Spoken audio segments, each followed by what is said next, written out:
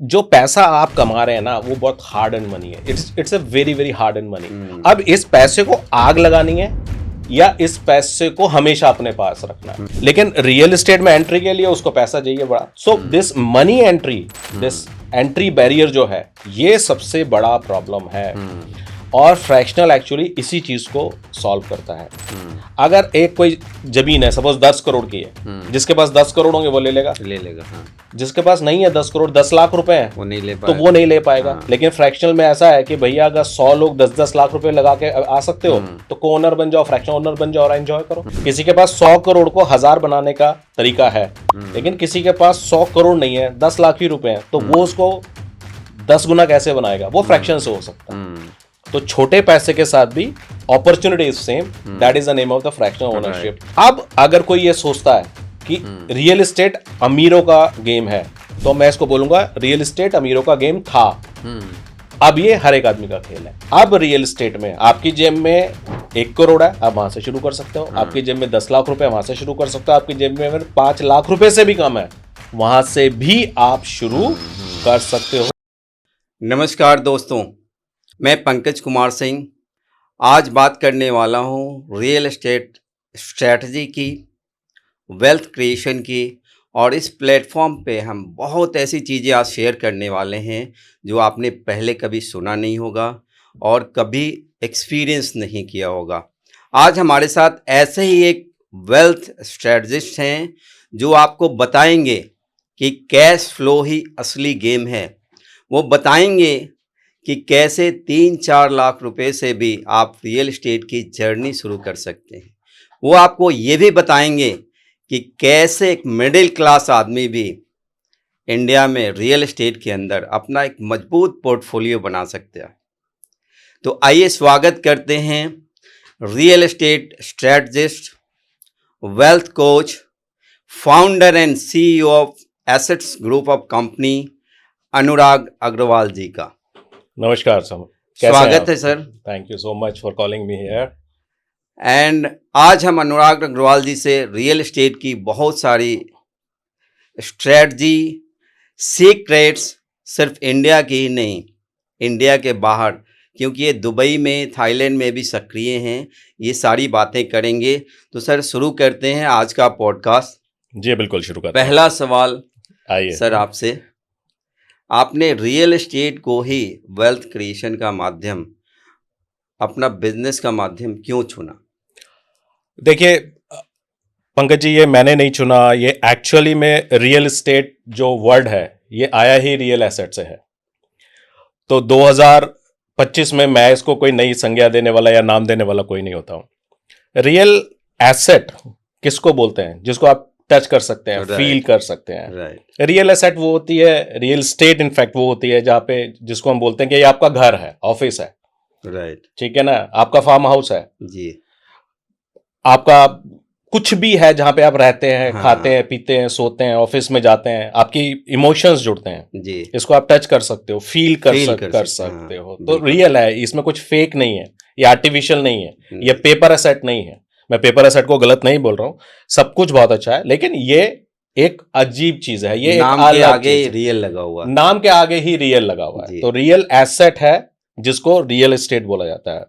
और हमेशा से ही रियल एस्टेट को देखा गया है, मैंने तो बचपन से देखा है, जो डायरेक्टली इनडायरेक्टली रियल एस्टेट से जुड़ा हुआ है उसके पास पैसा तो होता है, पैसा तो बना लेता है। इनफैक्ट मैंने तो यहां तक देखा है कि कोई सज्जन 60 साल जॉब करके रिटायर हुए, 60 साल की उम्र में, और अब स्पेशली सरकारी कोई अधिकारी साहब रिटायर हो गए और उनको अभी कुछ काम करने के लिए नहीं मिला या उनके मन काबिल नहीं मिला, तो उन्होंने 6 महीने किसी प्रॉपर्टी वाले के पास बैठ के कुछ प्रॉपर्टी लेना, कुछ प्रॉपर्टी बेचना, कुछ सीख लिया। तो मैंने देखा महीने का 1 लाख, 1.5 लाख, 2 लाख तो वो भी बनाने लगे पार्ट टाइम में। बिल्कुल, ये सच्चाई है, ये बिल्कुल सच्चाई है। हमारा बैकग्राउंड आता है मोदी नगर, मेरठ, मुरादनगर और बहुत सारी जगहों से। तो कोई नॉर्मल आदमी भी हमने देखा रियल एस्टेट का छोटा मोटा काम करके भी अच्छा खासा पेट पाल लेता है, कुछ और दिमाग है उसमें तो ज्यादा अच्छा कर लेता है जी। एक किसान जिसको पढ़ना लिखना नहीं आता, मैं उन किसान की संज्ञा लेता हूं जो शायद नहीं पढ़े लिखे हैं। आजकल के किसान तो पढ़े लिखे भी हैं, लेकिन जो किसान नहीं भी पढ़े लिखे लेकिन जमीन पे पकड़ है उनकी, पटवारी वर्ड जानते हैं, जी गज क्या होता है, बीघा क्या होता है, एकड़ क्या होता है, ये जानते हैं वो। जी जी ठीक है, तो जमीन से खेलते हैं, जमीन पे खेती भी करते हैं, वक्त आने पे जमीन को बेच भी देते हैं, 20 किलोमीटर जाके उससे दुगनी जमीन खरीद भी लेते हैं और हमेशा रिच रहते हैं। तो मैंने देखा है रियल एस्टेट में कि अनपढ़ आदमी भी बहुत कुछ पैसा बना लेता है। तो ये रियल एसेट है, और बिल्कुल। आजकल की दुनिया में तो इसको बड़े बड़े प्रोफेशनल्स ने कैच कर लिया है। क्योंकि बड़े बड़े प्रोफेशनल्स के साथ क्या हुआ ना, उन्होंने क्या देखा कि यार इतना कुछ पढ़ के लिख के हम लोग सपोज 1.5 लाख 2 लाख 2.5 लाख 3 लाख रुपए महीना का बना रहे हैं जॉब करके, वहीं एक आदमी जो मे बी 10th फेल है वो रियल एस्टेट में लग गया, बिल्कुल। तो मोटी सोने की चेन डाल के बैठा है। और एक सच्चाई सर ये भी है, सारे फेलियर लोग रियल एस्टेट में ही आते हैं और सबसे ज्यादा पैसा बनाते हैं। हाँ, वो तो आई मीन मेरे को यहाँ कोट नहीं करना चाहिए कि वो किसी कुछ और प्रोफेशंस के लिए भी बोला जाता है, लेकिन आपकी बात को मैं पॉजिटिवली लेके बोलूंगा, जितने भी फेलियर्स हैं अगर उनके लिए करने के लिए दुनिया में कुछ नहीं बचता तो रियल एस्टेट में भी आ जाते हैं। तो उसको मैं कनेक्ट ऐसे करूंगा कि पृथ्वी को माँ ऐसे ही नहीं बोलते। जब बेटा दुनिया से हार जाए तो माँ की गोदी में आके उसको ऑक्सीजन मिल जाती है, उसको जीवन मिलता है। तो रियल एस्टेट डायरेक्टली इनडायरेक्टली जमीन से जुड़ा हुआ है।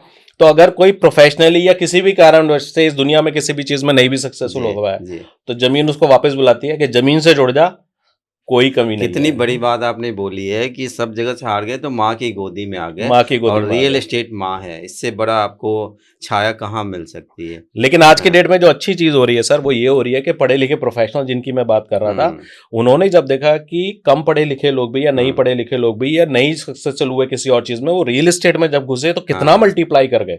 और एक चीज सर मैं ऐड करना चाहूंगा कि प्रोफेशनली नहीं, अभी पिछले 2-3 सालों में मैंने देखा है कोविड के बाद खासकर कि सारी कॉरपोरेट कंपनीज भी इंटर कर गई हैं। आज देखिए अंबानी, अडानी, रिलायंस, हर कोई है इसके अंदर, और जो नहीं है वो आ रहे हैं। Raymond's, yes Raymond's, Birla estates के नाम से। अब बिरलास के पास तो क्या हमेशा से ही मतलब जमीन ज्यादा सॉलिड रहा है, बहुत ज्यादा सॉलिड रहा है। बिरला मंदिर जैसे एकर्स की चीजें तो उन्होंने दान कर दी हैं। बट अच्छी चीज ये है कि अब वो रियल एस्टेट में बड़े प्रोफेशनल वे में आ गए। देखिए हुआ क्या ना, हिंदुस्तान में जहां एक जगह बहुत सारे नए बिल्डर्स जो आए और मे बी पैसे की कमी से या कंप्लायंसेस उनको इतने नहीं पता थे, मेजरली तो मनी फ्लो में वो कहीं ना कहीं फंस गए, जिसके कारण से मार्केट में कुछ नेगेटिव भी क्रिएट हुआ। ठीक है, रेरा ने बहुत अच्छा रोल निभाया इसमें, इनको पॉजिटिव पुश करने में। एब्सोल्युटली रेरा ने बहुत अच्छा रोल निभाया और आगे आगे रेरा इस चीज को और इंप्रूव करने में हेल्प कर रहा है। लेकिन कहने का मतलब है जहां हम लोग बिरला, रिलायंस, रेमंड्स, गोदरेज, शोभा या और एमआर, ये जिस किसी की हम बात करें, तो ये लोग क्या है कि जैसे आप एक नॉर्मल गाड़ी ले लें, नॉन ब्रांडेड या गांव का जुगाड़ ले लें और एक मर्सिडीज बेंज ले लें, तो ये बने बनाए मर्सिडीज बेंज बेच रहे हैं आज के डेट में। ठीक है, आल तो मेरा पर्पस यहाँ इस पॉडकास्ट में किसी को प्रमोट करना नहीं है, लेकिन आपने एक सवाल पूछा तो बताया कि ऑफ कोर्स यस। लेकिन इस सब चीज से पता क्या चल रहा है कि बड़ी बड़ी कंपनीज भी आज की डेट में जो नहीं थी इस सेक्टर में, रियल एस्टेट में, वो भी जंप मार रही हैं। और वो जंप मार रही हैं तो क्यों मार रही है, उसका रीजन कुछ और अलग है, वो हम लोग मे बी लेटर ऑन इस पॉडकास्ट में बात करेंगे। अच्छा सर, आपने रियल एस्टेट को माध्यम चुना, कब आपको लाइफ में ऐसा लगा कि आपको आना चाहिए? क्या कोई टर्निंग पॉइंट था, कोई रीजन भी था इसके पीछे? आपको ये चीज़ तो समझ में आ गई, लेकिन उसके पहले जो आप कर रहे थे तो कोई टर्निंग पॉइंट था, या आपने देखा कि कैश फ्लो इसमें जनरेट होता है, वेल्थ क्रिएशन होता है, उसको सोच के आए? बहुत अच्छा क्वेश्चन है आपका और बहुत ही रिलेवेंट है मेरे से। बनिया आदमी हूँ, 25 साल बल्कि 27 साल पहले लाइफ में बिजनेस की जर्नी शुरू की थी और बहुत ही अच्छे बिजनेस से मैं कनेक्ट रहा हूँ, जहाँ से मैंने अपनी लाइफ की शुरुआत की। आज भी कनेक्ट हूँ, हमेशा कनेक्ट रहूंगा और बहुत पैसा कमाया।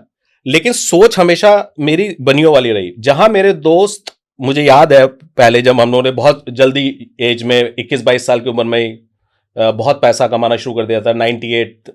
2000 रुपीज की मैं बात कर रहा हूँ, 4-4, 5-5 लाख रुपए मंथली हम लोग कमा लेते। जहां मेरे दोस्त 12-12 हजार रुपए की टाइयां लेके आते थे, तो मैं उस पैसे को सेव करता था। और मेरा जो पहले दिन से शौक था, बिकॉज मैं बनिया आदमी हूं, तो पैसे को लाइफस्टाइल पे खर्च नहीं आपकी करके। कम्युनिटी में मैंने बहुत देखा है, बनिया, गुजराती, मारवाड़ी और सिंधी फैमिली और पंजाबी में भी इसकी पैसे की समझ बहुत तगड़ी है उनकी, बिजनेस की, क्योंकि उनको परिवार से ही मिल जाता है चीज़। मेरे ख्याल से आपके साथ भी वही हुआ होगा। हाँ जी, हाल तो मेरे फादर साहब गवर्नमेंट जॉब में रहे हैं, जी। लेकिन पैसे की समझ कहीं ना कहीं वो डीएनए में आती है। हम्म। और दिवाली पे क्योंकि हम लोग लक्ष्मी पूजा करते हैं और कहते हैं भाई लक्ष्मी जी आ जाए आ जाए आ जाए। हाँ जब लक्ष्मी जी आ जाती हैं तो बहुत सारे लोग इसी लक्ष्मी जी को ट्रेड कर देते हैं अगले दिन जी जाके जी बीएमडब्ल्यू से या मर्सिडीज से या एप्पल के किसी नए फोन से। हाँ मतलब वो ट्रेड कर देते हैं। मैंने कभी ऐसा नहीं किया। हाँ मैं हमेशा उस पैसे को बचाया और पहले ही दिन से मेरा जो एजेंडा था, मैं एक मध्यम वर्गीय परिवार से, मिडिल क्लास फैमिली से आया, हाँ लेकिन मेरा जो एजेंडा था कि अंबानी टाटाज मल्टीपल बिजनेस कर रहे हैं, हाँ तो एक दिन पैसा कमा के मुझे भी मल्टीपल बिजनेसेस क्रिएट करना करना है। है। सिर्फ एक बिजनेस पे नहीं रहना, मल्टी बिजनेस क्रिएट मतलब करने हैं। आपका दिमाग उसी समय से इन्वेस्टर माइंडसेट का हो गया। इन्वेस्टर माइंडसेट से पहले ही हाँ दिन का था। और जैसे बहुत सारे लोगों का बहुत सारा शौक होता है शाम को मस्ती करने जाना, ये करना। मेरे को अगेन पैसा कमाना और पैसे को इन्वेस्ट करना और मल्टीप्लाई करना, उसका इसी नशा। में सबसे ज्यादा मजा और जी नशा आता है। जी जी। मेरे को उसी में मजा आता है। तो मैं रियल एस्टेट पे आने का रीजन एक्सपेंशन था, हाँ एक बिजनेस से दो बिजनेस। और ये मैंने बहुत ही अर्ली लाइफ में, फर्स्ट बिजनेस जब शुरू किया था उसके 4-5 साल बाद ही शुरू कर दिया था। बहुत ठोकरें खाई, बहुत सीखा। करेंगे इसके बारे में डिटेल में बात आगे जब आप पूछेंगे। लेकिन इन्वेस्ट करना, पैसे को हाँ शुरू किया। और इन्वेस्ट करने के लिए वन ऑफ द बेस्ट चीज जो मुझे लगती थी वो हमेशा, मुझे रियल एस्टेट में बहुत मजा आता है। साइट विजिट पे जाना, मिट्टी की खुशबू लेना, जी बनते हुए कंस्ट्रक्शन को देखना। मेरी मदर से आया है मुझे शायद ये, क्योंकि उनको पता था मेरे को। हमारा जब गाजियाबाद में पहले किसी जमाने में मकान बना था तो मम्मी बड़ी रेगुलर जाती थी, तो बोलती थी कि यार ठेकेदार के साथ बैठ के और कंस्ट्रक्शन देखने में बड़ा मजा आता है। तो वो शायद मुझे भी डीएनए में सुकून मिलता है। तो जमीन में पौधों को बढ़ता हुआ देखने में, जमीन की खुशबू, कंस्ट्रक्शन, ये सब बहुत अच्छा लगता है। मल्टीप्लाई करना पैसे को रियल एस्टेट से करना मेरा एक शौक रहा है। तो छोटा छोटा तो मैंने शुरू से ही कर दिया था। और फिर धीरे धीरे धीरे धीरे कभी ऊपर कभी नीचे, कभी प्रॉफिट कभी लॉस करते करते करते एक समय ऐसा आया कि जब मुझे लगा कि अब ये एक बड़े लेवल पे मुझको लेके जाना चाहिए, तो मैं उसको एक नेक्स्ट लेवल पे लेके गया। और आज मैं इंडिया और अब्रॉड हर जगह बिजनेस करता हूँ। सर आपने बात करी अभी, ये बहुत इंपॉर्टेंट सवाल है, खासकर इंडियन यूथ के लिए, इंडियन सारे पब्लिक के लिए, किसी भी एज ग्रुप के हों। दो माइंडसेट हैं, एक तो पैसा आता है तुरंत खर्च कर देता है, दूसरा पैसे को संभाल के इन्वेस्ट करता है। तो इसको मैं बोलता हूँ, एक इन्वेस्टर कैटेगरी हो गई, दूसरी हो गई स्पेंडर कैटेगरी। कई लोगों के पास, खासकर जिनको पैसे की समझ नहीं है, जैसे ही पैसा आता है लग्जरी में, कार में, डेप्रिसिएटिंग एसेट्स में डाल देते हैं। आपका जो नज़रिया था इन्वेस्टर का था, आप लोगों को क्या सलाह देंगे? इन्वेस्टर माइंडसेट के जो लोग नहीं है, जो स्पेंडर कैटेगरी में हैं, उनको क्या करना चाहिए ताकि आपके जैसे वो वेल्थ क्रिएशन कर सकें, रियल एस्टेट में पैसा लगा सकें? तो चलिए आज आपको कुछ वो बातें बताते हैं जो हमारे घरों में डाइनिंग टेबल पे बच्चों को बताई जाती है, उनके ब्लड में डाली जाती है। और ये जरूरी है, बहुत जरूरी है। शायद आज के जेन जी के लिए और नए बच्चे जो नई नई जॉब में, नए नए बिजनेस में जा रहे हैं और इनिशियल उन्होंने मनी कमाना शुरू कर दिया, 50,000 लाख रुपए कमाना शुरू कर दिया, उनके लिए बहुत जरूरी है। तो समझना ये है कि जो पैसा आप कमा रहे हैं ना, वो बहुत हार्ड एंड मनी है। It's a very very hard and money. अब इस पैसे को आग लगानी है या इस पैसे को हमेशा अपने पास रखना है। मैं वही बोलूंगा कि दिवाली पे लक्ष्मी जी आई जी, आ गई तो खुश हो गए। अब अगले दिन उसको जाके दुकानों पे देके नहीं आना है और उसके बदले में सामान लेके नहीं आना है। लक्ष्मी जी जानी नहीं चाहिए, लक्ष्मी जी अपने पास रहनी चाहिए। और यहाँ पे एक मैं गुरु मंत्र बता दूं आपको, अमीर आदमी आपको प्रोडक्ट दे देता है, बदले में लक्ष्मी आपसे ले लेता है। देखिए कितनी बड़ी बात सर कह रहे हैं। अमीर आदमी प्रोडक्ट आपको देता है, चाहे वो एप्पल का फोन हो, चाहे मर्सिडीज हो, या दूसरी गाड़ियां हो, चाहे लैपटॉप्स हो, बढ़िया बढ़िया कपड़े हो, वो प्रोडक्ट्स आपको देता है, लक्ष्मी आपसे ले लेता है। और मिडिल क्लास प्रोडक्ट ले लेता है, लक्ष्मी दे देता है। इसीलिए बड़े आदमी के पास जो कहते हैं ना प्रॉब्लम सॉल्व कर रहे हैं, नए नए प्रोडक्ट्स आ रहे हैं, बड़ी बड़ी अलग अलग सर्विसेज आ रही हैं, तो वो आपको प्रोडक्ट्स एंड सर्विसेज देके पैसा ले लेता है। तो उसके पास क्या इकट्ठी हो गई? लक्ष्मी इकट्ठी हो गई। उसकी फैक्ट्रियों से माल आपके घर पहुंच गया और उसकी फैक्ट्री बढ़ गई पैसों से। और मिडिल क्लास के घर में पैसा खाली हो गया और घर भर गया प्रोडक्ट से। तो ये कभी नहीं करना है। अगर लाइफ में आगे बढ़ना है, तो कहते हैं ना कि पैसे पेड़ों पे नहीं लगते, पैसे पेड़ों पे नहीं लगते, बिल्कुल ठीक बात है, लेकिन पैसे पेड़ों की तरह ही बढ़ते हैं। वो क्या बात पेड़ का बीज लगाएंगे, हाँ सपोज आपने पपीता का बीज लगाया जी, अब उसे खाद पानी देंगे, उसे टाइम देंगे। अगर पपीता 3 या 6 महीने बाद लगना है तो वो 3 या 6 महीने का टाइम उसको देना पड़ेगा। अगर बीच में उखाड़ देंगे तो गेम खत्म हो जाएगा, हैप्पी बर्थडे हो जाएगा। तो आपको सबसे पहली आर्ट क्या है पैसे के खेल में? Art of making money. पहला आना चाहिए पैसा बनाना। अब नए बच्चे का जॉब लगा, खूब पढ़ लिख के, आर्ट ऑफ मेकिंग मनी आ गया उसको जी। अब वो सोचता है जॉब डन, अब तो बढ़िया हो गया लाइफ। नो, ये तो पहला स्टेप है, और फिर ईएमआई के ट्रैप में आ जाता। हाँ, वो तो एक और वो तो एक और आगे की बीमारी है बॉस। तो पहला हो गया आर्ट ऑफ मेकिंग मनी। अब नेक्स्ट आना चाहिए आर्ट ऑफ सेविंग मनी। हम अपने घर में बच्चों को क्या कहते हैं कि बेटा चॉकलेट के लिए 500 रुपए दिए तुमको, ठीक है, मेरी गुड्डन मुझसे पूछती है कि पापा 500 रुपए चॉकलेट लेके आनी है। हाँ ठीक है बेटा, 500 रुपए की नहीं लानी, 400 की ले आना, 100 रुपए जरा अपनी गुल्लक में डाल दे, क्योंकि गुल्लक तेरी बढ़ी कि नहीं बढ़ी। वो गुल्लक कल्चर मेरे घर में आज तक है, जबकि गुल्लक का जमाना चला गया जी। अब तो फोन पे और पेटीएम का जमाना है बॉस। हम अपने घर में भी यूज कर रहे हैं। हाँ, क्योंकि गुल्लक हैबिट से रिलेटेड चीज, डिसिप्लिन भी सिखाता है, डिसिप्लिन सिखाता है आपको। तो आर्ट ऑफ सेविंग मनी, कि जितना आपको आया वो खर्च नहीं करना, उसमें से सेव करना है। मेरी मदर ने सिखाया कि 100 रुपए बनाए तो दिखाई 70 ही देने चाहिए, 30 तो कहां गए हमें पता ही नहीं है। तो सेकंड हो गया आर्ट ऑफ सेविंग मनी। और थर्ड इंपॉर्टेंट है, सेविंग में तो 7% का डेप्रिसिएशन आपका हो जाएगा इन्फ्लेशन के कारण, ठीक है। तो आपको क्या करने का है? Investing money. सेव करके डब्बे में रखने का समय नहीं है, पैसे को काम पे लगाने का है। सो इन्वेस्टिंग मनी, ठीक है। तो पैसा बनाना है, पैसा बचाना है और पैसे को काम पे लगाना है। तो वही मैंने अपनी लाइफ में हमेशा किया। तो नई जनरेशन के लिए तो मैं यही बोलूंगा कि पैसे पेड़ों पे नहीं लगते दोस्त, लेकिन पैसे पेड़ों की तरह ही बढ़ते हैं। फेक लाइफस्टाइल दिखाने के लिए, किसी और को खुश करने के लिए, इंप्रेशन डालने के लिए, फॉर्मेलिटी के लिए, अननेसेसरी की लाइफस्टाइल और शोबाजी के लिए, इमोशनल इनकैशमेंट के लिए कभी भी पैसा खर्च नहीं करना है। आज के जेन जी क्या कर रहे हैं? ईएमआई पे एप्पल फोन ला रहे हैं गर्लफ्रेंड को खुश करने के लिए। गर्लफ्रेंड को खुश करने क्या आप सही कर रहे हैं? बिल्कुल नहीं। तो फिर होता भी वही है ना कि जब अगला आईफोन 17 आप नहीं ला पाए और दूसरा बंदा ले आया तो गर्लफ्रेंड भी 17 वाले के पास चली जाती है, 16 वाला को पुराना ढूंढना पड़ता है। So I am just joking, just joking, but message should be clear. Message should be clear, not to impress anyone. किसी को इम्प्रेस करने के लिए अपने पैसे को खर्च क्यों करूं मैं? सिंपल सी बात है। तो मेरा पैसा मेरे लिए जी। पैसा तो आपसे सिर्फ एक ही लैंग्वेज बोलता है, you save me today I will save you tomorrow. Absolutely. अगर आप मुझे आज बचाओगे तो मैं कल आपको बचाऊंगा। पैसा तो आपसे एक ही भाषा बोलता है जी। जिस टाइम पैसे की जरूरत होगी उस टाइम एप्पल आईफोन काम नहीं आएगा। अगेन मैं एप्पल के अगेंस्ट नहीं हूं, ये मेरा बहुत लवेबल प्रोडक्ट है और मेरा तो पूरा घर ही एप्पल का है, ये भी मैं बता देता हूं। लेकिन वही वाली बात है कि 1 रुपए का खर्चा तब बढ़ाना है जब इनकम 100 रुपए की है। अगर इनकम 1 रुपए की है और खर्चा भी 1 रुपए का है तो 100 रुपए पे कभी नहीं पहुंचेगा। तो आपने 2 बातें कही जो इम्पोर्टेंट है, क्योंकि हमारे देश में ना यूथ की संख्या सबसे ज्यादा है।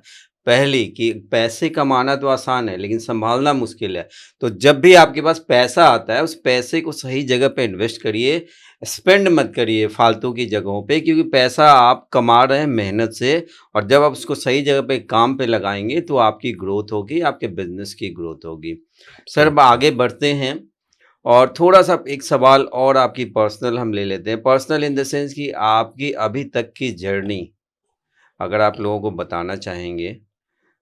मैं जानना भी चाहूँगा बहुत सारे लोग, क्योंकि आप बहुत अच्छा कर रहे हैं रियल एस्टेट में, तो कैसे आपकी पिछली जर्नी रही और आपकी जर्नी में क्या चल रहा?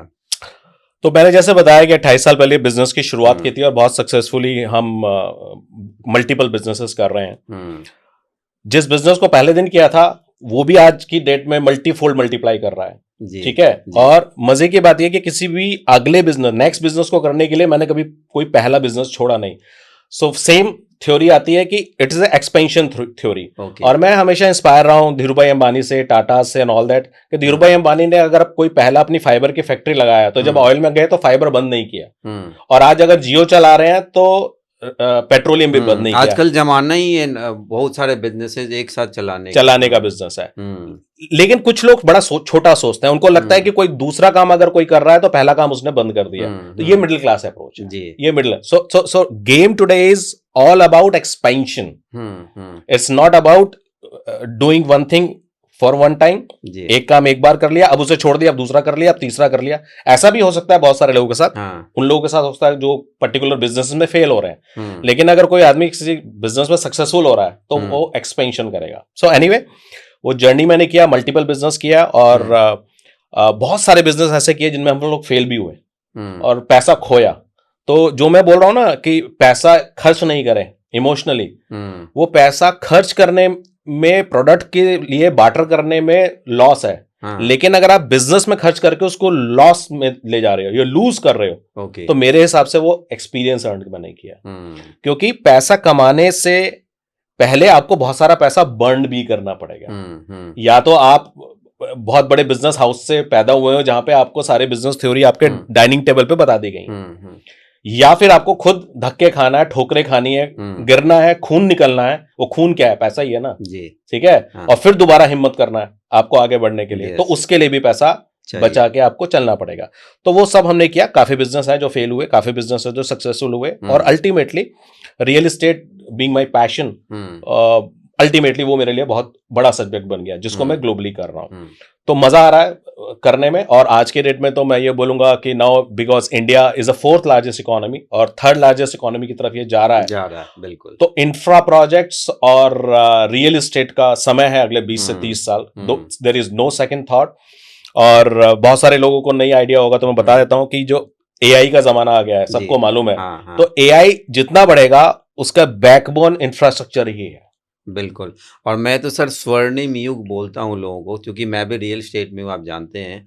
ये स्वर्णिम युग चल रहा है रियल एस्टेट का। 2030 में we are going to touch $1 trillion real estate industry. तो ये राइट टाइम है, चाहे प्रोफेशनल हो, इंडिविजुअल हो, कंपनी हो, उसको बहुत अच्छी ग्रोथ मिलने वाली है। नेक्स्ट सवाल सर आपसे मैं ये कहना चाहूँगा, आप फाउंडर हैं एसेट्स ग्रुप ऑफ कंपनी। तो एसेट्स ग्रुप ऑफ कंपनी है क्या?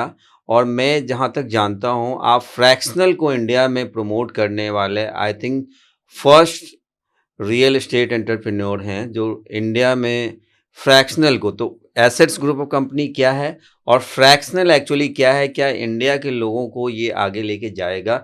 ये दोनों चीज़ें आपसे जानना चाहेंगे। Great question. So assets group of companies में हमारे पास मल्टीपल कंपनीज हैं, जिनमें से एक कंपनी हमारी एज ए ब्रोकरेज हाउस की तरह काम करती है। और मेजर जो हमारा फोकस है वो एसेट्स में हम लोगों को एक नई पीढ़ी को एक रियल एस्टेट कंसल्टेंट की तरह निकालना, उनको टीच करना, ट्रेन करना, कोच करना कि आप रियल एस्टेट की दुनिया में एज ए इन्वेस्टर और as well as a businessman also कैसे इसको लिवरेज कर सकते हो, अपने लिए यूज कर सकते हो।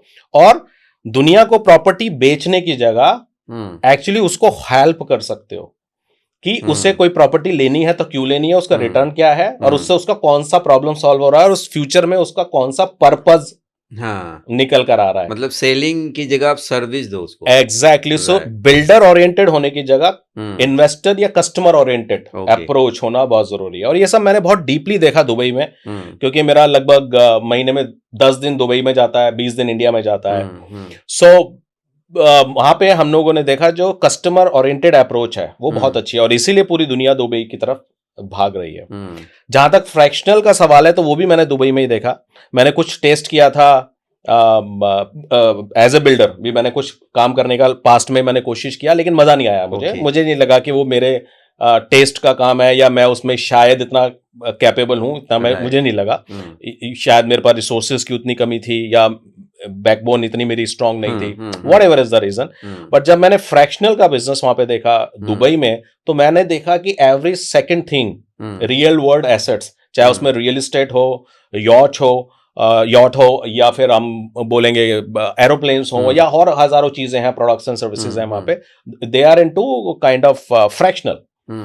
यॉट है 7 करोड़ का यॉट आ रहा है, एंड लोगों ने 20-25 लोगों ने 30 लोगों ने मिलके उसको फ्रैक्शनल में ले लिया। जब फैमिली आती है तो उसको एंजॉय करते हैं, अदरवाइज उसको रेंट पे देते हैं, एंड दे आर एंजॉयिंग।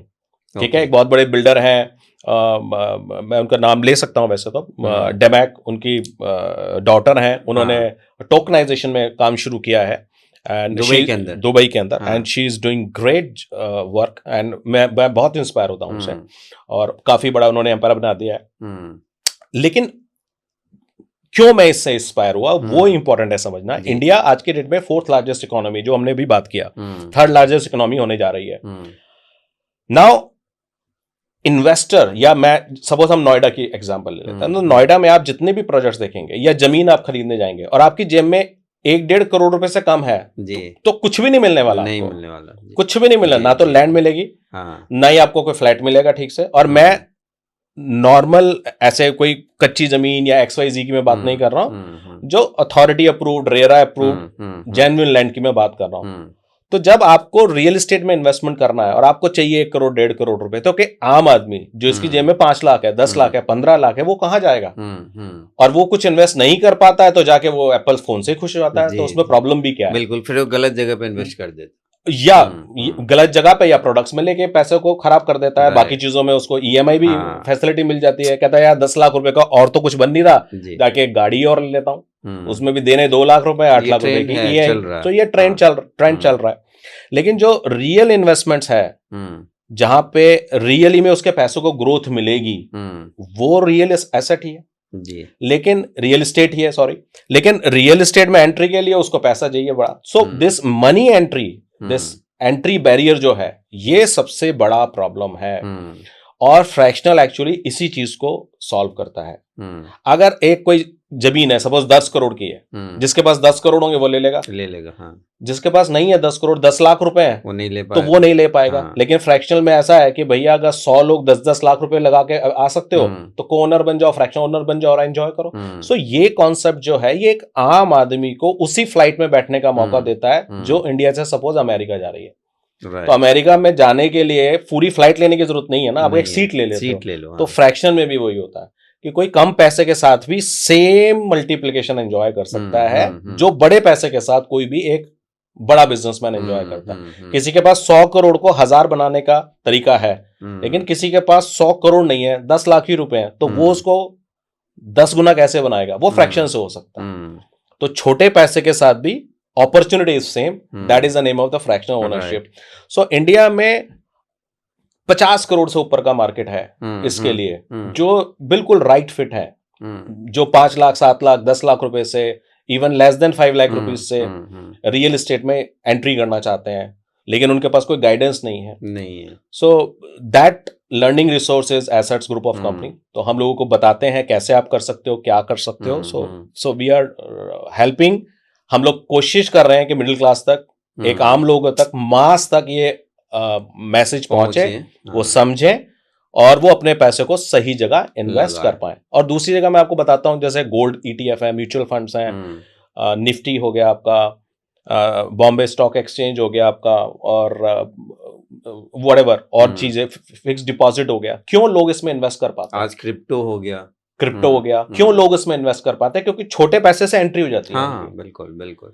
और मैं आपको एक चीज बताता हूं, और ये गारंटी है यहाँ सुनने वाले जितने भी लोग देख रहे होंगे, अगर किसी के पास 3 करोड़ रुपए है, तो वो कभी भी 3 करोड़ की जगह FD या गोल्ड नहीं लेगा, रियल एस्टेट, हाँ, हमेशा रियल एस्टेट में डालेगा, बिल्कुल हमेशा रियल एस्टेट में डालेगा। जब उसके पास छोटा पैसा, टूटा पैसा होगा, जिससे रियल एस्टेट में एंट्री हो नहीं सकती, तब वो म्यूचुअल फंड शेयर मार्केट में जाए, हाँ, क्रिप्टो में जाए। भाई PVR में एंट्री मिल नहीं रही है, तो घर पे बैठ के OTT देख लो।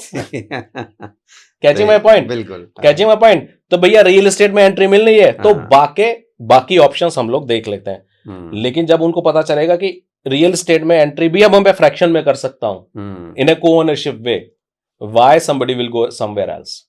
तो सर ने जो बताया, नॉर्मली हम ये देखते हैं, लोग रियल एस्टेट का मतलब ये समझते हैं कि मोटा पैसा, बड़ा पैसा, लेकिन आपने लोगों को एक सॉल्यूशन दिया फ्रैक्शनल के माध्यम से कि इनके पास छोटा भी पैसा है, 2 लाख 2.5 लाख 3 लाख रुपए, they can also enter into this journey, they can also make wealth through real estate. तो आप जिन लोगों के पास भी रियल एस्टेट इन्वेस्टमेंट का है पोर्टफोलियो या करना चाहते हैं, तो आप छोटे अमाउंट से भी फ्रैक्शनल के थ्रू जा सकते हैं। बिल्कुल जा सकते हैं। आपने बहुत अच्छी चीज़ बताई, और मुझे लगता है यही चीज़ आपने सॉल्व करने के लिए छोटे अमाउंट से फ्रैक्शनल पे ध्यान देना शुरू ध्यान किया देना। यस यस यस सर आज भी हम देखते हैं कि लोग रियल एस्टेट सबसे स्टेबल एसेट क्रिएशन का माध्यम है, लेकिन आज भी आम इंसान, मेरा आपसे सवाल है, क्यों डरता है रियल एस्टेट में इन्वेस्टमेंट से? सबसे बड़ा रीजन हम्म, बैरियर, एंट्री बैरियर, वो हम्म, पहला रीजन है। क्योंकि हम्म, ज्यादा पैसा लगता है हम्म, तो रिस्क उसका स्टेक पे होता है। हम्म, जब चाहिए 50 लाख करोड़ रुपए तो रिस्क स्टेक पे होता है, तो इसलिए वो डरता है। हम्म, अगर कोई सब्जी भी लेने जाता है, आज गलत लेके आएगा, बीवी हम्म, डांटेगी, अगले दिन ठीक लेके आएगा, हाँ, बेटर लेके आएगा, फिर बिल्कुल, तीसरे दिन जाएगा और बेटर लेके और आएगा। better। आलू सीखना कब, खरीदना सीखना कब तक नहीं सीखेगा, हाँ, क्योंकि सही रोज ही खरीदना है।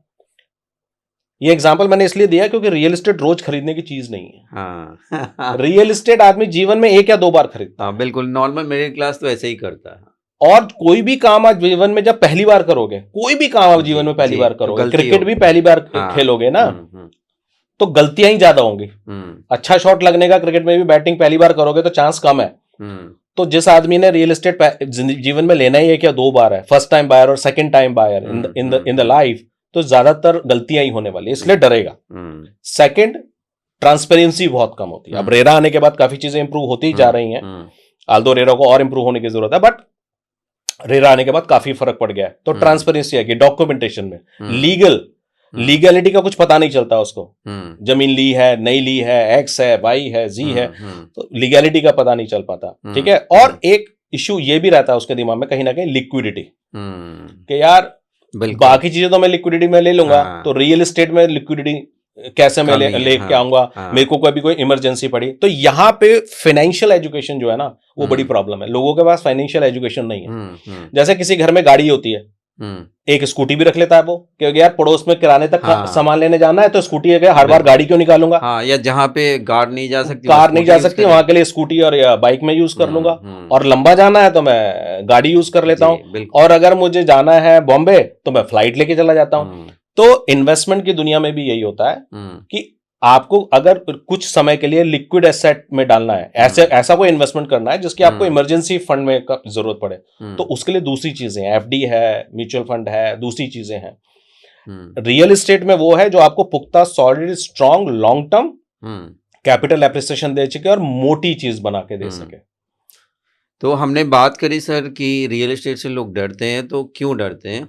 अब मैं आपसे सवाल करूंगा कि रियल एस्टेट से जो लोग डर रहे हैं और इस वजह से वंचित हैं इन्वेस्टमेंट से, उनको 5 कौन से ऐसे स्टेप बताएंगे जिसको करने के बाद उनका ये डर दूर हो सकता है, वो पूरे सही तरीके से इस मार्केट में एंटर कर सकते हैं और आगे जाके अपने गेम को और बड़ा कर सकते हैं? मैं एग्जैक्टली 5 नहीं कहूंगा, लेकिन जितने भी मेरे अभी दिमाग में आते हैं, क्योंकि करने के लिए तो बहुत कुछ है। सबसे पहले अपने हार्ड एंड मनी को सेव करें, कहानी तो वहीं से शुरू होगी। ठीक है। रियल एस्टेट में इन्वेस्ट करना है तो इन्वेस्ट करने से पहले थोड़ा सा लर्न करें। हाँ, लर्न करें। ठीक है। मैंने यहां तक देखा है ब्रदर, लोग 1 करोड़ रुपए इन्वेस्ट कर देते हैं और उसके बारे में पता लगाने के लिए या लर्न करने के लिए 1 दिन भी इन्वेस्ट नहीं करते, जिस 1 करोड़ रुपए को मे बी जोड़ने में उन्होंने 10 साल लगा दिए, 5 साल। मैं ये सच्चाई बताना चाहूंगा सर, दुख होता है लोग 5-5, 10-10 करोड़ की प्रॉपर्टी खरीदी, 1 करोड़ की तो आम बात हो गई नोएडा के अंदर, बट वो लीगल एडवाइजर को 5,000 रुपए भी देने को तैयार नहीं है। एग्जैक्टली। सो लीगल एडवाइजर हो गया, कंसल्टेंट हो गया, पोर्टफोलियो मैनेजर्स हो गए, हमारी एसेट्स ग्रुप के ऑफिशियल सर्विसेज हैं। सो वहां पे उनको लगता है कि मैं क्यों दूं, और वो एक्चुअली मार्केट में जो ब्रोकर हैं या प्रॉपर्टी डीलर हैं, सिर्फ उन्हीं की इंफॉर्मेशन बेस्ड आगे बढ़ जाते हैं। जो प्रॉपर्टी डीलर है, ब्रोकर है, वो गलत नहीं है, लेकिन वो अपनी इंफॉर्मेशन के हिसाब से सही आपको सलाह दे रहे हैं, या जिस प्रोडक्ट को वो बेच रहे हैं तो उसके लिए वो जस्टिफाई कर रहे हैं अपनी थ्योरी को, लेकिन पैसा आपका है तो आपको थोड़ा तो ध्यान देना चाहिए। सो ये एक बहुत जरूरी एस्पेक्ट है। जो भी ले रहे हैं, कोशिश कीजिए अगर उसकी साइट विजिट आपकी हो जाए, उसके लीगल डॉक्यूमेंटेशन आप चेक कर सकें। और ये करने से पहले और कुछ चीजें हैं जो पैरेलली आपको देखनी है, वो ये कि आपको लेना क्या है रियल एस्टेट, प्रोडक्ट क्या लेना है, आपका पर्पस और गोल क्या है। हाँ, और वो डिफाइन होता है आपके पर्पस और गोल से। आपको कितने समय के लिए इन्वेस्ट करना है, आप कितना रिटर्न एक्सपेक्ट कर रहे हो उससे। कई बार क्या होता है, आदमी सोचता है मैं 30 साल में इन्वेस्ट करके रियल एस्टेट में कुछ निकाल लूं, तो वो बहुत शॉर्ट टाइम है, गलत टाइमिंग है। कोई आदमी ये सोच रहा है कि मैं 20 साल के लिए सोचूं, तो मैं कह रहा हूं ये बहुत लॉन्ग है। लेकिन एक एवरेजिंग 5-7 साल, 8 साल में आप एवरेज में क्या रिटर्न लेना चाहते हो। सपोज किसी का आज बच्चा पैदा हुआ है, तो वो उसके लिए अगर एक प्लॉट लेके डाल देगा, तो वो प्लॉट अगर उसकी एजुकेशन, हायर एजुकेशन के लिए 18 साल की उम्र में उसको चाहिए बेचने के इन्वेस्टमेंट एजुकेशन में ट्रांसफर करने के लिए, तो बड़े आराम से उसका प्लॉट उसको देके जाएगा। बिल्कुल, हाँ। So all this is related with the timeline. Based on that फिर हमको चूज करना है प्रोडक्ट। अब प्रोडक्ट बहुत सारे हैं। रियल एस्टेट में लोगों को नहीं पता चलता है प्रोडक्ट का मतलब क्या है। रियल एस्टेट में सबसे बेसिक प्रोडक्ट है लैंड। ओके। धरती, जमीन, पृथ्वी जिसको हम बोलते हैं। हाँ। और पृथ्वी का प्रोडक्शन नहीं हो रहा है। भगवान ने पृथ्वी का प्रोडक्शन हमेशा से बंद ही कर रखा है। हाँ। एक ही बार किया था और हम बढ़ते जा रहे हैं। 140 करोड़ तो हम ही हो गए, ठीक है, और ये 200 करोड़ भी हम लोग बहुत जल्दी हो जाएंगे। जितनी कुदरत ने बना दी उतनी ही रहनी है, और जमीन जितनी बना दी उतनी रहनी है। उस पे पॉपुलेशन की वेटेज बढ़ती जानी है, तो जमीन का प्राइस बढ़ता ही जाना है। तो सबसे असली प्रोडक्ट है लैंड। अच्छा, लोग गलती क्या करते हैं, अगर उन्हें सोना खरीदना है, इन्वेस्टमेंट करना है सोने में, तो जाके ज्वेलरी ले आते हैं, जबकि लेना चाहिए सोना। असली सोना। असली सोना वो है जमीन। हाँ, तो यानी कि अगर आपको सुनार के घर पास जाना है और इन्वेस्ट करना है, पर्पस इन्वेस्टमेंट है, ज्वेलरी पहनना नहीं है, पर्पस इन्वेस्टमेंट है, तो वो खरीदो जो सुनार खरीदता है, ना कि वो खरीदो जो सुनार बेचता है। क्योंकि सुनार खरीदता है सोना, बेचता है गहना। आपको अगर रियल एस्टेट में असली इन्वेस्टमेंट करना है तो खरीदो वो जो बिल्डर खरीदता है, और वो मत खरीदो जो बिल्डर बेचता है। तो बिल्डर खरीदता क्या है, जमीन, और बेचता क्या है, फ्लैट। बिल्कुल सही, बहुत तगड़ी बात कही आप। गॉड मेड जितने भी इन्वेस्टमेंट प्रोडक्ट्स हैं, चाहे वो गोल्ड हो, सिल्वर हो, लैंड हो, वो हमेशा ग्रो करेगा। समय कम ज्यादा हो सकता है, मैन मेड ऊपर नीचे हो सकता है, मैन मेड ऊपर नीचे हो सकता है। तो ये तो पहला प्रोडक्ट हो गया। दूसरा प्रोडक्ट हो गया उसका घर में करना है, हाउस लेना है, विला बनाना है, फ्लैट लेना है, कमर्शियल प्रॉपर्टी लेनी है, इंडस्ट्रियल लेना है, वेयर हाउस लेना है, डेटा सेंटर्स। आजकल तो प्रोडक्ट ही भरे पड़े हैं, बहुत सारे प्रोडक्ट रियल एस्टेट में। तो आपके पर्पस पे डिपेंड करता है कि एक्चुअली आपको इन्वेस्ट कब, कहां, क्यों और कैसे करना है। अब ये इतना डाइवर्सिफाइड एरिया है कि एक आलू खरीदने से तो बहुत ही ज्यादा कॉम्प्लिकेटेड है। मैं तो कहता हूं इवन गोल्ड या गहना खरीदने से, ज्वेलरी खरीदने से भी बहुत ज्यादा कॉम्प्लिकेटेड है।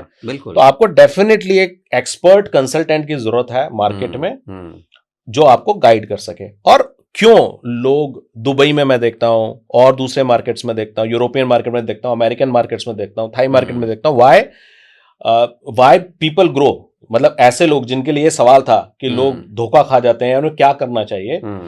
तो बाकी उनको ये भी देखना चाहिए कि बाकी लोग जो रियली में ग्रो करते हैं वो क्यों ग्रो करते हैं। उसको ग्रो करने का रीजन है कि वो किसी भी चीज को परचेज करने से पहले उसके कंसल्टेंट को अपने साथ लेते हैं, एक्सपर्ट को अपने साथ लेते हैं। आप अपने बॉडी का इलाज करते हैं, डॉक्टर को साथ लेते हैं।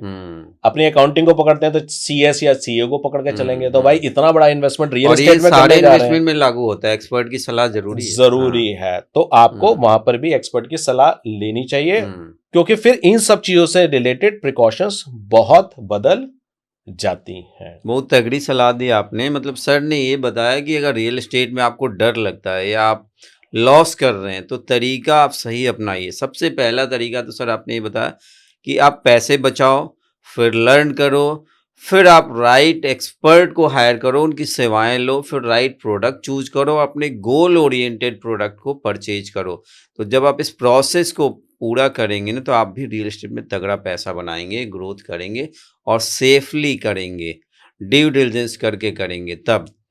बहुत अच्छा आपने बताया सर। नेक्स्ट सवाल आपसे ये है कि मिथ है, और ये मिथ इंडिया में तो कुछ ज़्यादा ही है, कि रियल एस्टेट ना अमीरों का गेम है, ये कम पैसे वालों का गेम नहीं है। इस मिथ के बारे में आप क्या सलाह दें, क्योंकि आप राइट पर्सन हैं इस मिथ को तोड़ने वाले। देखिए सर, रियल एस्टेट अमीरों का खेल है। हाँ। और जिसके पास सबसे ज्यादा जमीन होती है किसान, वो गरीब है।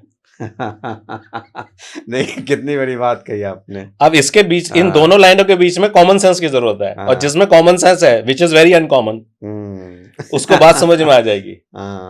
तो रियल एस्टेट अमीरों का खेल है, वो शहरीकरण का रीजन है, जहां पे हमको इन्वेस्टमेंट करना है और या कोई चीज परचेज करनी है, और हम लोग रियल एस्टेट में वो चीजें देख रहे हैं जो अपनी पहुंच से बाहर है। नॉर्मली रियल एस्टेट में क्या होता है ना, आदमी के पास 1 करोड़ रुपए है ना, तो उसको समझ चीज 1.5 करोड़ की आती है। जेब में 2 करोड़ रुपए है तो समझ उसको 3 करोड़ की आती है। कभी आप नहीं पाओगे कि 2 करोड़ वाला जिसके जेब में 2 करोड़ थे, वो जाके 1 करोड़ 75 लाख की चीज ले आया। उसको हमेशा 2.5 और 3, क्योंकि तो रियल एस्टेट में जब भी इन्वेस्टमेंट करने जाओगे पैसे की हमेशा ही कमी रहने वाली है।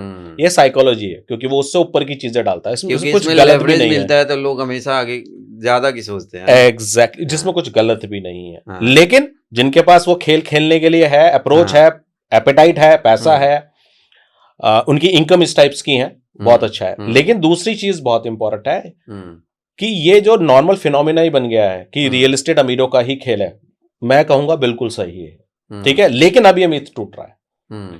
जब से मैंने देखा है अमेरिका में फ्रैक्शनल ओनरशिप की जो हम लोग बात कर रहे हैं, अमेरिका में ये 55 साल 55 ईयर ओल्ड कॉन्सेप्ट है। यूरोपियन मार्केट में 45 ईयर ओल्ड कॉन्सेप्ट है। ओके। अमेरिका में तो आज के डेट में इवन जो प्रिजन्स मतलब जेलें बनती है ना, वो इस सेम कॉन्सेप्ट पे पब्लिक मनी के ऊपर बनती है। और अब जाके इंडिया में आ रहा है। दुबई यूएई में 20 साल पुराना है। Thanks to government of India के इन्होंने इंडियन लोगों की, एक आम जनता की प्रॉब्लम को समझा और अब इस चीज को इंडिया में भी अलाउ किया है 5-6 साल से। बहुत अच्छी कुछ कंपनीज है जो बहुत अच्छा काम कर रही हैं, हम भी लर्न कर रहे हैं, हम लोग भी ग्रो कर रहे हैं। लेकिन अब अगर कोई ये सोचता है कि रियल एस्टेट अमीरों का गेम है, तो मैं इसको बोलूंगा रियल एस्टेट अमीरों का गेम था, अब ये हर एक आदमी का खेल है जी। जैसे गोल्ड है, गोल्ड आपको चाहिए 10 ग्राम, तो मेरे ख्याल से आज की डेट में 1,60,000 का है ना।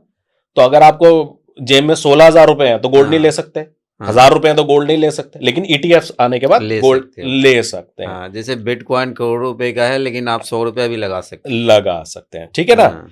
और यहाँ पे एग्जांपल बिटकॉइन है तो हम हाँ बोल रहे हैं, लेकिन अगर कुछ और क्रिप्टो होती जो लोग घर घर में बना देते हैं तो हम हाँ नहीं बोलते। तो बिटकॉइन बिल्कुल ठीक है, की बात कर रहे हैं, बिटकॉइन की बात ठीक है। तो सेम वे में अब रियल एस्टेट में आपकी जेब में 1 करोड़ है, आप वहां से शुरू कर सकते हो। आपकी जेब में 10 लाख रुपए, वहां से शुरू कर सकते हो। आपकी जेब में अगर 5 लाख रुपए से भी कम है, वहां से भी आप शुरू कर सकते हो। मतलब आज के रेट में हर आदमी के लिए अपॉर्चुनिटी है, उसको ये चीज समझना पड़ेगा। ये आप समझना तो देखिए पड़ेगा ही, क्योंकि बिना समझे तो कुछ नहीं इस दुनिया में मिलने वाला। और सबसे बड़ा रीजन लोगों के फेलियर का भी इग्नोरेंस ही होता है। लोगों के साथ वही अभी हमने बात किया ना, सीखना समझना चाहते नहीं, अपने आप को चेंज करना चाहते नहीं, और चाहते हैं दुनिया में मिल सब कुछ जाए, वो संभव नहीं है। थोड़ी देर बैठ के शांति से अगर सोचेंगे, दिमाग पे जोर डालेंगे, तो गेम समझ में आ जाएगा। शॉर्टकट लोग अपना रहे हैं और रातों रात अमीर बनना चाहते हैं। देखिए, शॉर्टकट अपनाने वालों के लिए तो मेरे ख्याल से ये पॉडकास्ट होगा भी नहीं, उन्हें तो अभी तक भागे जाना चाहिए था। क्योंकि रियल एस्टेट में शॉर्टकट में तो कुछ होता नहीं, ठीक है ना। और रियल एस्टेट सच में ट्रेडर्स के लिए भी नहीं होता, नहीं है। रियल एस्टेट तो गेम ही इन्वेस्टर्स के लिए है। आज लगाएंगे और वो कैंडल लाइट अपना स्ट्रक्चर देखेंगे और कल को गिर गया और उठ गया, ऐसा नहीं होता है। रियल एस्टेट में ऐसा भी कभी नहीं सुना होगा आपने, जो बेस्ट पार्ट है रियल एस्टेट का, कि रशिया और यूक्रेन के बीच में फाइट हुई और वो अगले दिन जो सेंसेक्स है वो धड़ाम से गिर जाता है। मुझे तो समझ ही नहीं आता क्यों गिर जाता है भाई, कुछ किसी चीज से लेना देना नहीं है, लेकिन फिर भी गिर जाता है। गिर जाता है तो गिर जाता है। I am not the right person to talk about that. News आते हैं और धड़ाम से गिर जाता है। लेकिन कभी किसी ने रियल एस्टेट में सुना है नहीं कि आपका मकान 5 करोड़ का था, रशिया और यूक्रेन की फाइट शुरू हो गई, अभी 2.5 करोड़ का रह गया? बाप रे बाप, ऐसा कभी सुना है क्या? नहीं। अरे पूरा कोरोना आके चला गया, मार्केट स्टेबलाइज हुआ, लेकिन जमीनों की कीमतें नहीं गिरी। यही तो खासियत है रियल एस्टेट फील्ड की, कि कभी भी शेयर मार्केट की तरह, क्रिप्टो की तरह ऊपर नीचे नहीं होता, ना ही होगा, क्योंकि रियल एसेट है। बिल्कुल, क्योंकि रियल एसेट है। इमोशंस पे हावी नहीं रहता, फैक्ट्स पे रहता है, स्लोली बढ़ता है। जब बढ़ता है तो सॉलिड बढ़ता है। इट्स लाइक अमिताभ बच्चन दीवार, जहां हम खड़े होते हैं लाइन वहीं से शुरू होती है कि हमारे जब प्राइस बढ़ गया, जब तक नहीं बढ़ा, लेकिन जब बढ़ गया तो अब उससे दुनिया की कोई चीज कम नहीं कर सकती। आप सर अक्सर कहते हैं cash flow is the game, क्या मतलब है कैश फ्लो का, ये हमारे दर्शकों को समझाइए। कैश फ्लो से मतलब है जो रेगुलर इनकम है, वो बहुत जरूरी है, क्योंकि आपको लाइफ में स्टेबिलिटी, रात की पीसफुल नींद कैश फ्लो देगा। आप रियल रिच बनोगे कैश फ्लो से, रियल लाइफ को एंजॉय करोगे कैश फ्लो से। तो अगर आप जॉब करते हैं, बिजनेस करते हैं, जो एग्जैक्टली प्रॉफिट आफ्टर टैक्स आप बना के लाते हो अपने घर में, that is your cash flow. और वही सेम चीज अप्लाई होती है रियल एस्टेट की दुनिया में। और बेस्ट पार्ट रियल एस्टेट का क्या होता है कि रियल एस्टेट आपको ड्यूअल इनकम देता है। ये भी एक खासियत ये है। बड़ी खास बात है। अब वो आपका जो पहला सवाल था ना कि वाई रियल एस्टेट, अब रियल एस्टेट में जितनी बातें करेंगे हर गहराई में मिलेगा, दैट्स वाई रियल एस्टेट। सो अगर आप देखिए, आपने आपने गोल्ड लिया, किसी को सपोज मुथूट फाइनेंस पर आपने गोल्ड लोन पे रख दिया, आपने लोन लिया, अब आप इस लोन को यूज कर रहे हैं। एट द सेम टाइम आपने गोल्ड की जगह अपना घर मॉर्गेज किया, और उस पैसे को आप यूज कर रहे हो। तो गोल्ड जो मुथूट फाइनेंस को किया था, गोल्ड आप यूज नहीं कर सकते क्योंकि वो उसने रख लिया, बट उसमें आप रह सकते हो। लेकिन रियल एस्टेट में जो मकान आपने मॉर्गेज किया, उस पैसे को भी आप यूज कर रहे हो, और इस मकान को भी आप चाहे रह रहे हो चाहे इसे किराए पे लगा रखा है, इस मकान को भी यूज कर रहे हो। यानी कि आम के आम और गुठलियों के दाम। तो बस उसके तो पेपर ही जमा हो रहे हैं, एक्चुअली में तो आप उसको एंजॉय करो। तो leveraging of the money is a big game.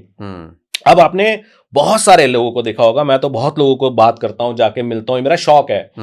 तो मैं देखता हूं बेटा मे भी सपोर्ट नहीं कर रहा है या बेटी सपोर्ट नहीं कर रही है, अंकल बैठे हैं 8 करोड़ की कोठी पे, ठीक है, और कैश फ्लो रेगुलर है नहीं, जॉब करते थे रिटायर हो गए, अब रेगुलर इनकम है नहीं, मे भी 15,000 20,000 में किसी तरह से काट रहे हैं जीवन, ठीक है, दवाइयों के भी पैसे पूरे नहीं पड़ रहे, लेकिन कोठी में बैठे हैं 8 करोड़ की।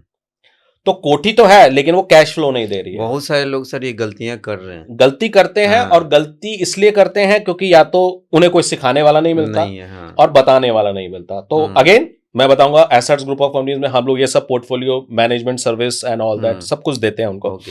सो anyway, so coming to the point कि ये बंदा अगर इसको ये आ जाए कि इस कैश फ्लो को यूज मुझे कैसे करना है, इस 8 करोड़ की कोठी पे तो मैं बैठा हूं, अगर आज आप उस 8 करोड़ की कोठी को बेच के, मैं ये नहीं कह रहा हूं बेच दें, बहुत ध्यान सुनिएगा, ये मत ले लीजिएगा मैं बेचना नहीं है, मैं एग्जांपल ले रहा हूं कि वो 8 करोड़ रुपए अगर आपके पास कैश होते और आप निफ्टी में ही डाल देते उसे, तो कुछ नहीं तो 9-10%, 8% तो वहां से आपको 80 लाख रुपए साल का आपके पास आता, लेकिन वो मकान में नहीं आ रहा आपको। तो इसका मतलब ये नहीं है कि मकान आपको दे नहीं सकता, आपको आता नहीं है वो कैश फ्लो में कैसे कन्वर्ट करना। मैं आपको एक बहुत पुराना एग्जांपल देता हूं। मेरे फादर साहब ने गवर्नमेंट जॉब करते हुए गाजियाबाद में एक मकान बनाया, और उनके एक फ्रेंड थे गुप्ता अंकल, उनसे उन्होंने सीखा तरीका। So to make the long story short, उन्होंने वो मकान बनाया, उस मकान में 2 कमरे बनाए, 2 कमरे बनाए और 2 रसोई बनाई और कॉमन किचन, कॉमन बाथरूम है।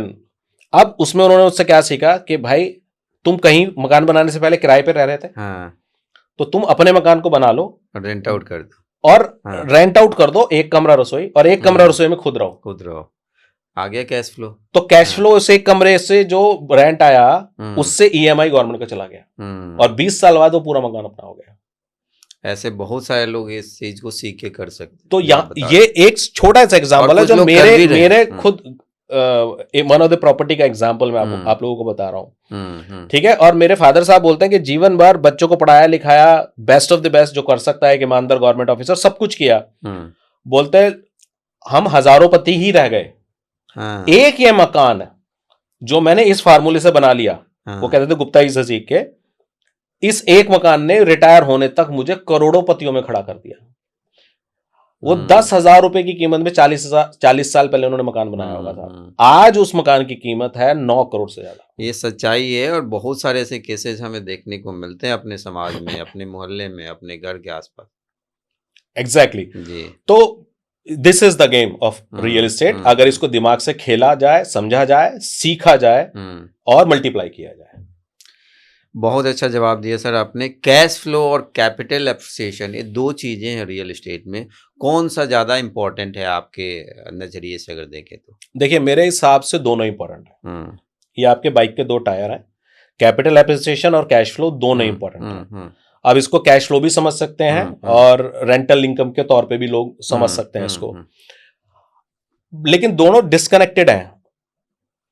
और हम चूंकि इसमें बहुत डीप हैं तो हम लोग इसको समझते हैं कि कहां पे किसको रोल को कैसे देखना है। इन दोनों ही पहियों के पीछे, दोनों व्हील्स के पीछे ब्लाइंडली नहीं भागा जा सकता, बड़ा अलग अलग समझने की जरूरत है। तो कैश फ्लो की हमने बात कर लिया कि अगर कोई प्रॉपर्टी और आपको कैश रेंट भी दे रही है तो नथिंग लाइक दैट। लेकिन इंडिया में एक प्रॉब्लम है कि रेंटल 1 से 3-3.5% के बीच में एवरेज, रेजिडेंशियल है तो 1%, कमर्शियल है तो 3 से 3.5%, ठीक है।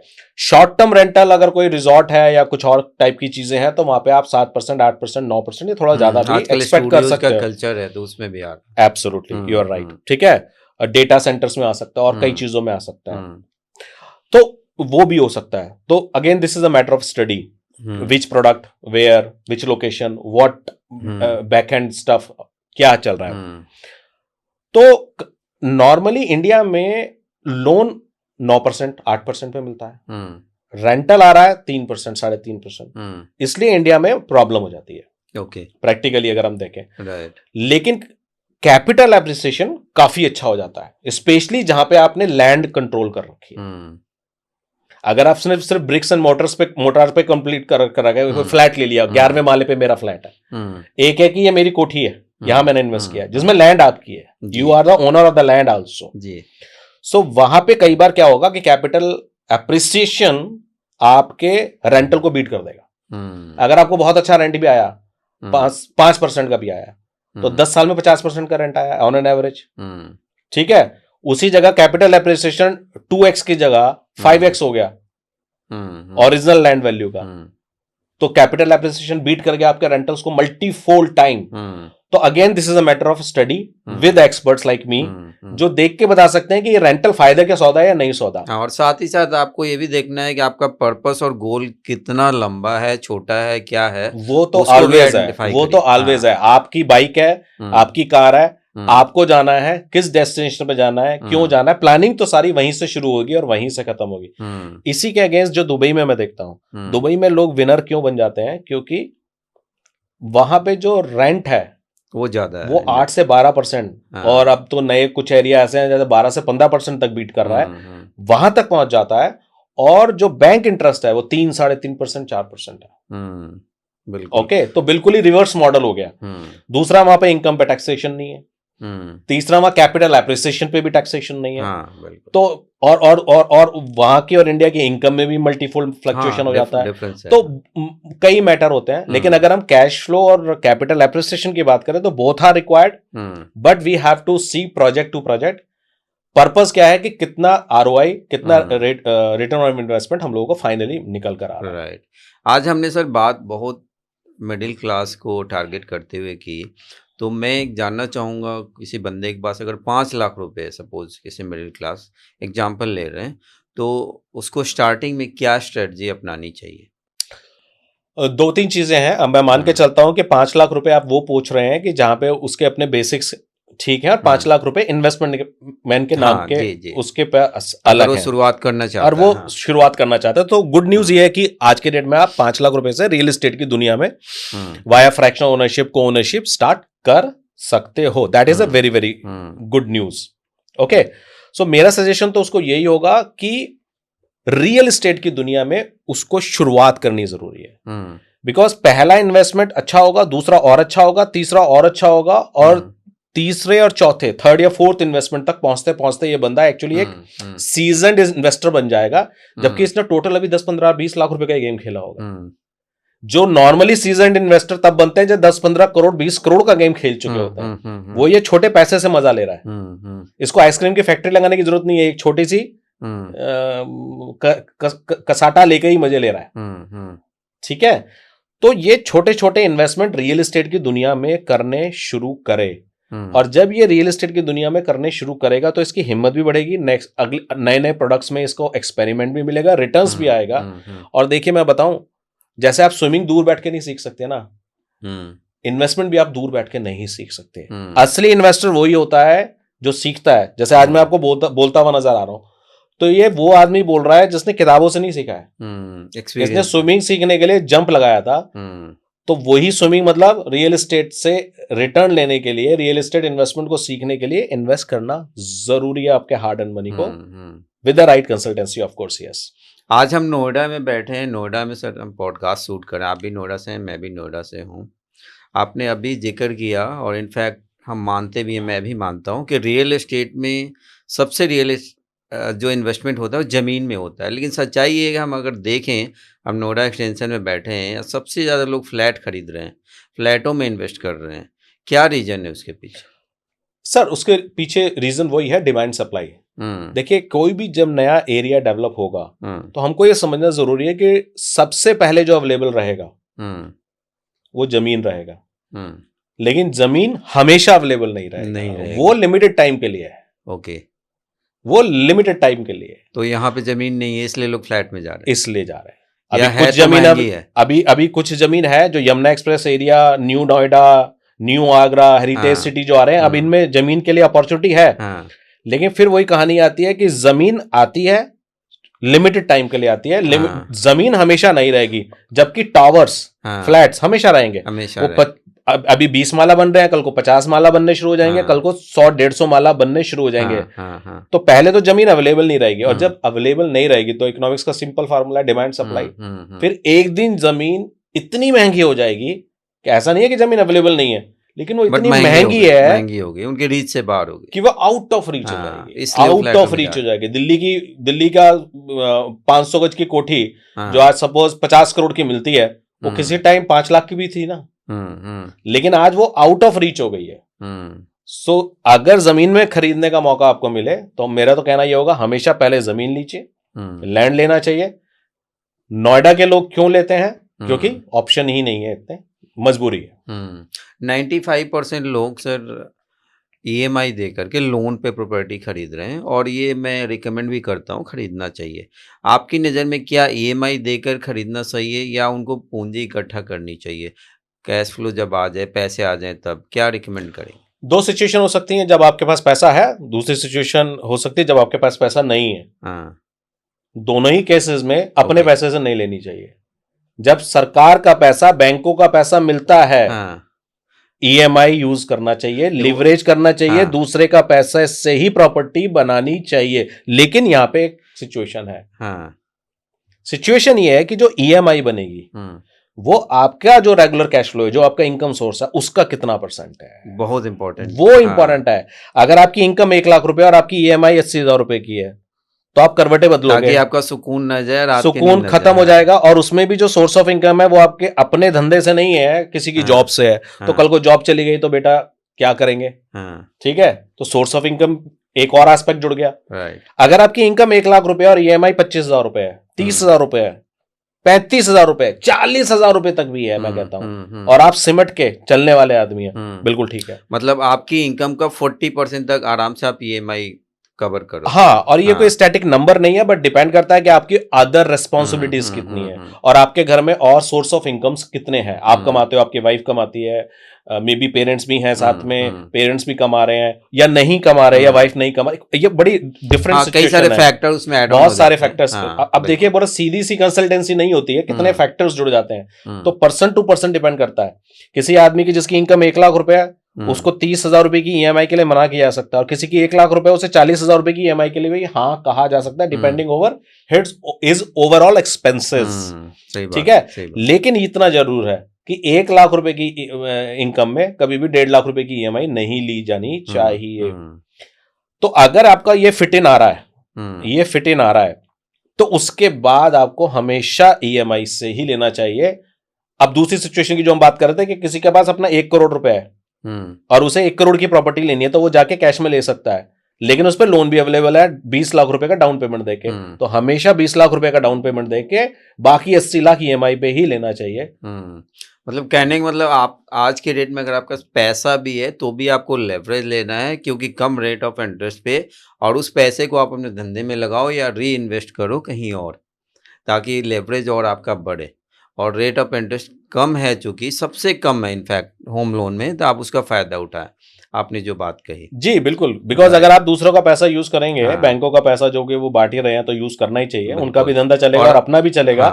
तो अगर आपका कैश फ्लो अच्छा है, तो हम तो यहां तक लोगों को किया है कि जो आदमी 1 प्रॉपर्टी लेने गया था, वो 4 लेकर आया, क्योंकि 1 करोड़ में बल्कि 5 लेकर आया, क्योंकि 5 की डाउन पेमेंट हो गई उसकी। और देखिए ना सर, ये तो साधारण हम बात कर रहे हैं नॉर्मल इन्वेस्टर की, छोटे इन्वेस्टर, लेकिन आप देखो तो अंबानी, अडानी, बिरला, ये भी कैश फ्लो ये भी लेवरेज ले रहे हैं, ये भी अपना पैसा होने के बावजूद, लाखों करोड़ों कैश फ्लो होने के बावजूद ये लोन ले रहे हैं। तो वो अच्छा डिसीजन है, तभी तो ले रहे हैं, और उनको पैसे बना के दे रहा। देखिए, बिल गेट्स के पास या अंबानी के पास 10,000 करोड़ भी पड़े होंगे और उसको वो बैंक से मिलता है लोन पे, तो वो हमेशा उसको लेंगे, क्योंकि सीक्रेट ऑफ फाइनेंस समझने की कोशिश करते हैं सर। अगर 6% का इन्फ्लेशन है, यानी कि 100 रुपए की कीमत अगर 94 रुपीज रह जाती है, तो अगर आपने 100 रुपए का लोन लिया तो वो अगले साल लोन भी तो 94 रुपीज ही रह गया, 6 रुपए तो खत्म हो गया ना। हाँ, बिल्कुल बिल्कुल सही। इन्फ्लेशन लोन पे भी लागू होता है। हाँ हाँ, आपने सर रियल एस्टेट में काफ़ी अच्छा इन्वेस्टमेंट किया हुआ है, काफ़ी आप छोटे उम्र से इससे कर रहे हैं, तो एक मजबूत ताकतवर स्ट्रॉन्ग पोर्टफोलियो रियल एस्टेट में खासकर बनाने का कोई फॉर्मूला आप देना चाहेंगे? फार्मूला यही है, जो भी शुरुआत करना बहुत जरूरी है। हम्म। शुरुआत करना बहुत जरूरी है, छोटे से शुरुआत करना जरूरी है। और हमेशा माइंडसेट ये रखना है कि किसी भी एक प्रॉपर्टी या पहली प्रॉपर्टी में इतना इन्वेस्ट नहीं कर देना है। ये मैं बहुत बड़ी बात बता रहा हूं, क्योंकि 99% आदमी यहां पे खत्म हो जाता है, मिडिल क्लास। क्योंकि वो पहली प्रॉपर्टी इतनी महंगी ले लेता है या इतनी बड़ी ले लेता है जिसकी सेवा करना या जिसकी ईएमआई पूरी करना है, उसके लिए 20 साल का काम होता है। ओके, तो यानी कि उसके लिए रियल ये एस्टेट गलती 20 नहीं साल करनी। की जॉब बन जाती है, एक रियल एस्टेट। इसकी जगह उसके दिमाग में ये होगा अगर कि मुझे एक प्रॉपर्टी पे गेम नहीं खेलना है, मुझे 10 खरीदनी है प्रॉपर्टी धीरे धीरे। वो कैसे, अब वो सब एक पॉडकास्ट में तो नहीं आ सकता, लेकिन एक्चुअली आपको शुरुआत में एक्सपर्टीज की जरूरत पड़ेगी। लेकिन छोटा छोटा इन्वेस्टमेंट करके, छोटे छोटे प्रॉपर्टी कलेक्ट करके आगे बढ़ना, फ्लिप फ्लॉप करना, मे बी रेंटल के पर्पज से लेना, तो एक अच्छा पोर्टफोलियो क्या कहलाएगा अगर आप पूछेंगे, तो एक अच्छे पोर्टफोलियो रियल एस्टेट का वही कहलाएगा जिसमें आपके पास कैपिटल एप्रिशिएटिंग प्रोडक्ट्स भी होंगे, यानी कि लैंड भी होगा, इस तरह की कुछ शॉप्स भी होंगी, कुछ मे बी फ्लैट्स भी हो सकते हैं, स्टूडियो अपार्टमेंट हो सकते हैं, कमर्शियल हो सकते हैं, शॉप्स हो सकती हैं। आजकल की डेट में तो डेटा सेंटर का आपके पास इन्वेस्टमेंट हो सकता है, डाइवर्सिफिकेशन भी करना है। एग्जैक्टली। तो रियल एस्टेट सिर्फ रियल एस्टेट नहीं है, रियल एस्टेट के अंदर भी बहुत सारे गेट्स हैं, और हर एक गेट के अपने प्लस माइनस हैं, डिपेंडिंग ओवर योर गोल्स। तो वो फिर एक अलग गेम है, और बहुत ही नशे वाला गेम है कि जिस टाइम समझ में आ जाए तो फिर मजा आ जाता है। तब आपको खुद ही नॉलेज हो जाती है, अगर आप करते हैं कुछ साल, कि मैं अपने पैसे को 1 रुपए को 4 रुपए तो करना मेरे खुद का हाथ है, और ये 4 जगह में लगा दूंगा तो पैसा तो ऐसे ही मल्टीप्लाई हो जाएगा। सो एक बार पोर्टफोलियो अगर गेम खेलना आ गया आपको, तो बहुत अच्छा आपका काम बन सकता है। कुछ लोग रियल एस्टेट में सर पैसा गंवा देते हैं, क्यों, क्या ऐसा वो करते हैं कि खो देते हैं या फेल हो जाते हैं? वही देखते हैं कुछ लोग खूब कमा रहे हैं, अच्छी स्ट्रेटजी बना के ग्रोथ पे ग्रोथ करते जा रहे हैं, तो जो स्पेशली लोग पैसा गंवा रहे हैं उनके लिए कुछ आप बताइए।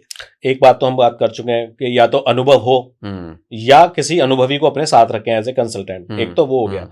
लेकिन दूसरे कई रीजंस होते हैं, मतलब बहुत सारे रीजंस हो सकते हैं, मैं कुछ बात करने की कोशिश करता हूं। सबसे पहला होता है इमोशनल बाइंग। बहुत बहुत सही बात कह रहे हैं। और आप रेस्टोरेंट गए, आपने दाल मखनी के साथ 2 सब्जी और ऑर्डर कर दी, आपका बिल जितना आपका बजट था उससे ज्यादा आ गया, कोई फर्क नहीं पड़ता बॉस, 1000-2000 रुपए ऊपर नीचे हो जाएगा। लेकिन अगर आपने इमोशनल बाइंग प्रॉपर्टी में कर ली, 50 लाख, करोड़, 2 करोड़, 5 करोड़ ऊपर नीचे हो गया, तो आपका तो गया 10 साल। और ये हो रहा है सर आज के डेट में भी, इंडिया में खासकर इमोशनल बाइंग बहुत, इनफैक्ट सबने गलतियां करी हैं स्टार्टिंग में, बिल्कुल गलतियां करती है। और मेरे को तो ये समझ नहीं आता, वो बड़े बड़े प्रोजेक्ट में लोग जाते हैं देखने, वो प्रोजेक्ट वाला भी, बिल्डर भी, उसको उसका फ्लैट कम दिखाता है, एमिनिटीज ज्यादा दिखाता है, क्लब हाउसेस, नीला नीला स्विमिंग पूल, ये फैसिलिटी, वो फैसिलिटी। भाई ये तो फैसिलिटी तो तेरी किराए की दुकानें हैं, मेरा फ्लैट बताना तूने क्या करना है का है। लेकिन लोगों को नहीं पता बेचारे, तो क्या करे, उसको पता है कि मैं इसको प्रॉपर्टी नहीं बेच रहा, इसको मैं इमोशंस बेच रहा हूं, वो इमोशन बेच के निकल जाता है, और ये इमोशन भी नहीं है। एग्जैक्टली। और इमोशंस, देखिए लोग इमोशंस भी खरीदते हैं, लेकिन इमोशंस खरीदने के लिए एक स्टेज होती है। जब आपको पता है कि मेरे पास 100 रुपए पड़ा है, 3 रुपए लगा के इमोशन खरीदने गया हूं, जिसके पास है ही 2 रुपए या 1 रुपया, 2 रुपए की ईएमआई लगवाएगा वो, और उसमें जाके वो इमोशन खरीदेगा तो नहीं चलेगा। दूसरा, यार ये ना इस सोसाइटी में लूंगा मैं, क्यों, मेरे मामा जी ने लिया था इसमें। भाई मामा जी ने 10 साल पहले लिया था, 1 करोड़ की चीज आज 6 करोड़ हो गई है, वो तेरे लिए परफेक्ट मैच नहीं है, तेरा पैसा आग लग जाएगा उसमें, लेकिन मैं तो लूंगा। हाँ, राइट टाइम नहीं है, फिर भी लेंगे। हाँ, राइट टाइम नहीं, चूंकि इसमें मेरे मामा जी रहते हैं ना इस सोसाइटी में, इसलिए इस सोसाइटी में वो कहते हैं साथ में आ जाना यार। ओके, ओ भाई तेरा पैसा जो लगेगा वो बड़ा हार्ड एंड मनी है, मामा जी से मिलने चले जाना, लेकिन इतना पास रहने की क्या जरूरत है। लोग इन्वेस्टमेंट करने जाते हैं, तो मेरे को इन्वेस्टमेंट करना है बॉस, इसी गली में मेरे को मिल जाए, मेरे इन-लॉज रहते हैं तो मैं भी लूंगा। हाँ, वो दे दो। मेरे पेरेंट्स रहते हैं तो मेरे को इन्वेस्ट करना है सर, जैसे गाजियाबाद वाला बोलेगा सिर्फ गाजियाबाद में बताना, हाँ, दिल्ली वाला कहेगा दिल्ली में बताना, पड़ोस में होनी अब अगर चाहिए। किसी को मैं हैदराबाद बताऊंगा तो कहेगा नहीं नहीं नहीं दिल्ली बताओ, हैदराबाद वाले को अगर बॉम्बे बताएंगे नहीं, नहीं, नहीं, नहीं, हैदराबाद बताओ। हाँ, ये जो होता है ना कि मेरे एरिया में प्रॉपर्टी होनी चाहिए। जब हम ग्रोथ की बात करते हैं तो इंडिया ग्रोथ की बात करते हैं। हम्म, आज हम बैठे हैं दिल्ली में, एआई समिट चली, तो इंडिया एआई समिट चल रही है। It's not Delhi AI summit और not Gurgaon AI summit. India grow कर रहा है, तो अगर आप अपनी एपिटाइट को इंडिया लेवल का एटलीस्ट नहीं बनाएंगे तो ऑल इंडिया ग्रोथ का फायदा नहीं ले पाएंगे। आपका सिटी में भी उतना ग्रो नहीं कर रहा है जितना ऑल इंडिया ग्रो कर रहा है। तो इस तरह के हजारों चीजें हैं, एक एग्जांपल नहीं है। जितनी बात करें उतनी कम है कि लोग खुद ही मिस्टेक्स करते हैं जिसके कारण से वो लॉस उठाते हैं। जबकि वो लोग जो रियल एस्टेट में रियल टाइम ग्रोथ करते हैं वो इमोशनल बेस नहीं जाते हैं, वो डेटा ड्रिवन जाते हैं। ये मैं एक नटशेल में बोल सकता हूं। अच्छा, your investment in real estate can not be emotion based because you are not buying paneer की सब्जी। It always has to be data driven because it's a hardcore money and lot of money. Real estate में sir बात करते हैं location location location, और ये सबसे ज़्यादा इम्पोर्टेंट भी है। आपकी नज़र में लोकेशन ज़्यादा इम्पोर्टेंट है या डील स्ट्रक्चर? विद्या बालन जी की वो मूवी है, उसमें बोलते हैं ना मूवी में सिर्फ एक चीज इंपॉर्टेंट है, entertainment right. So in the same fashion real estate में no doubt location location and location बहुत ज्यादा इंपॉर्टेंट है। आपने पूछा डील स्ट्रक्चर, आपने डील स्ट्रक्चर क्वेश्चन पूछा जी जी, तो deal structure is important but of course yes location अच्छा होना एडवांटेजियस है। अगर आपकी लोकेशन अच्छी नहीं है और डील आपको बहुत अच्छी मिल रही है तो वो तो बट ऑब्वियस आपको मिलेगी, लेकिन उसमें आपको एक्सपीरियंस्ड होना चाहिए और आप उस तरह की कुछ डील अगर ऑलरेडी कर चुके हैं, क्योंकि वो डील आप स्ट्रक्चर बेस ले रहे हो, लोकेशन उतनी अच्छी नहीं है तो आपको उसको बहुत टाइम से फ्लिप फ्लॉप करके निकल जाना है प्रॉफिट बुक करके। इतना अगर आप कर सकते हो तो ठीक है, अदरवाइज अच्छी लोकेशन अच्छी डील आपको बहुत अच्छा रिटर्न दे सकती है। दोनों का कॉम्बिनेशन हमेशा होना चाहिए। और चूंकि हम ये मास पब्लिक के लिए बना रहे हैं तो मैं ये कभी भी सलाह नहीं दूंगा, क्योंकि जो एक्सपर्ट है वो तो मेरी बात को एक लाइन में समझ गया, लेकिन चूंकि मास लोगों के लिए ये पॉडकास्ट हम लोग कर रहे हैं तो मास लोग डील के चक्कर में लोकेशन से कंप्रोमाइज ना करें, क्योंकि अल्टीमेटली वो लोकेशन बिकेगी, सुख सुविधा भी वहीं रहेगी, मिलेगी। 30 साल 50 साल जब तक रहोगे एंजॉय भी वहीं करने वाले हो, और अल्टीमेटली बेच के निकलोगे तो जल्दी बिकेगा, मैक्सिमम आउटपुट निकलेगा आपको आरओआई। तो location location location, please don't compromise. आप रिस्क मैनेजमेंट कैसे करते हैं? रिस्क मैनेजमेंट के लिए सबसे पहले जो due diligence is very very important. जो भी हम लोग देखा है, चीजों को देखते हैं, प्रोजेक्ट्स को देखते हैं, उसके पीछे का due diligence, RERA approval, authority approval, और हम लोगों के पास अपनी एक पूरी लॉयर टीम है जो उसको एक फर्दर ऑन डबल चेकअप करती है। नंबर 1। नंबर 2, हमेशा रियल एस्टेट में नो मैटर आप सोने के बिस्कुट लगा दो, कुछ भी कभी भी हो सकता है, because life is life, life is life. मैंने धौला कुआं में दिल्ली में नेहरू प्लेस पे रेंटल एक आ रहा और अक्रॉस द रोड रेंटल कुछ है ही नहीं, बिल्कुल झुग्गी झोपड़ियां पड़ी बिल्कुल है। सही कर रहे हैं। ठीक है। तो कई बार रियल एस्टेट में ऐसा हो जाता है, आपने घर लिया, आपने प्रॉपर्टी ली, आपके प्रॉपर्टी के बराबर में उर्दघाट बन गया, आपकी प्रॉपर्टी की कीमत गिर जाएगी। आपने प्रॉपर्टी ली, आपकी प्रॉपर्टी के बराबर में बाई चांस श्री अमिताभ बच्चन जी ने मकान ले लिया, आपकी प्रॉपर्टी की कीमत बढ़ गई। आपने देखा होगा पेट्रोल पंप खोला बंदे ने, खूब बढ़िया चल रहा है, सामने से फ्लाईओवर निकल गया ऊपर से, उसका बेचारे का हैप्पी बर्थडे हो गया, अब उसको लोकेशन चेंज ही करना पड़ेगा।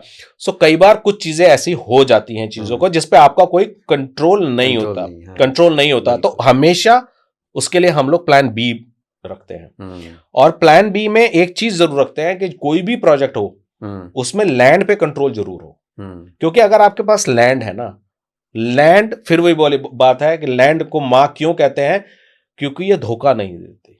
और लैंड कुछ भी हो, अगर 2 साल में ग्रो नहीं करी तो अगले 2 साल में आपको वो पुराना भी माइनस को प्लस करके प्रॉफिट में निकाल के ले जाएगी। तो लैंड पे अगर आपका कंट्रोल है तो आपका कैपिटल एप्रिसिएशन, आपके बीच में अगर कुछ लॉसेस हुए भी है ना, अप एंड डाउन, वो कैपिटल एप्रिसिएशन इतना हो जाएगा कि वो आपके सारे लोन्स कवर कर देगा। और इसलिए इंडिया में मेरा फेमस डायलॉग भी है कि लैंड तो आप जंगल में भी लेकर डाल दो, हाँ, इन्फ्लेशन तो वो भी बीट कर देगा। बिल्कुल सही बात। अच्छा, ये मैं कनाडा के लिए नहीं बोल रहा हूँ, ये मैं इंडिया के लिए बोल रहा हूँ, क्योंकि इंडिया। हमारी पॉपुलेशन के लिए हमारे पे विश्वास है। हाँ, हम एम्बिशियस लोग हैं इंडिया में, शार्प हैं, हाँ, हमें सबको ग्रो करना है, सब ग्रो कर ही रहे हैं। नेक्स्ट जनरेशन हमेशा पहली जनरेशन से अमीर होती आई है, अमीर ही हो रही है और हमेशा होगी, ठीक है। और हम 200 करोड़ भी हो रहे हैं, तो ये हम पे पूरी तरह लागू होता है। आप ना इंडिया के अलावा सर दुबई मार्केट में भी एक्टिव हैं, काफ़ी ज़्यादा एक्टिव हैं, प्लस थाईलैंड भी आप कर रहे हैं। ये तीनों जगह का अगर कंपैरिजन करें, Indian real estate market, Dubai real estate market, खासकर दुबई तो इंडियन लोगों की पसंद बन गई है वर्ल्ड वाइड। कहते हैं कि 180 देशों के लोग वहाँ रह रहे हैं, इन्वेस्ट कर रहे हैं, और साथ साथ आप थाईलैंड कर रहे हैं। अगर इन तीनों का हम कुछ कंपैरिजन करें तो क्या डिफरेंस है? देखिए, रियल एस्टेट में मैं हमेशा ये बोलता हूं कि रियल एस्टेट में आप कहीं भी कुछ भी लेके डाल दो, रियल एस्टेट आपको लॉस तो देगा ही नहीं।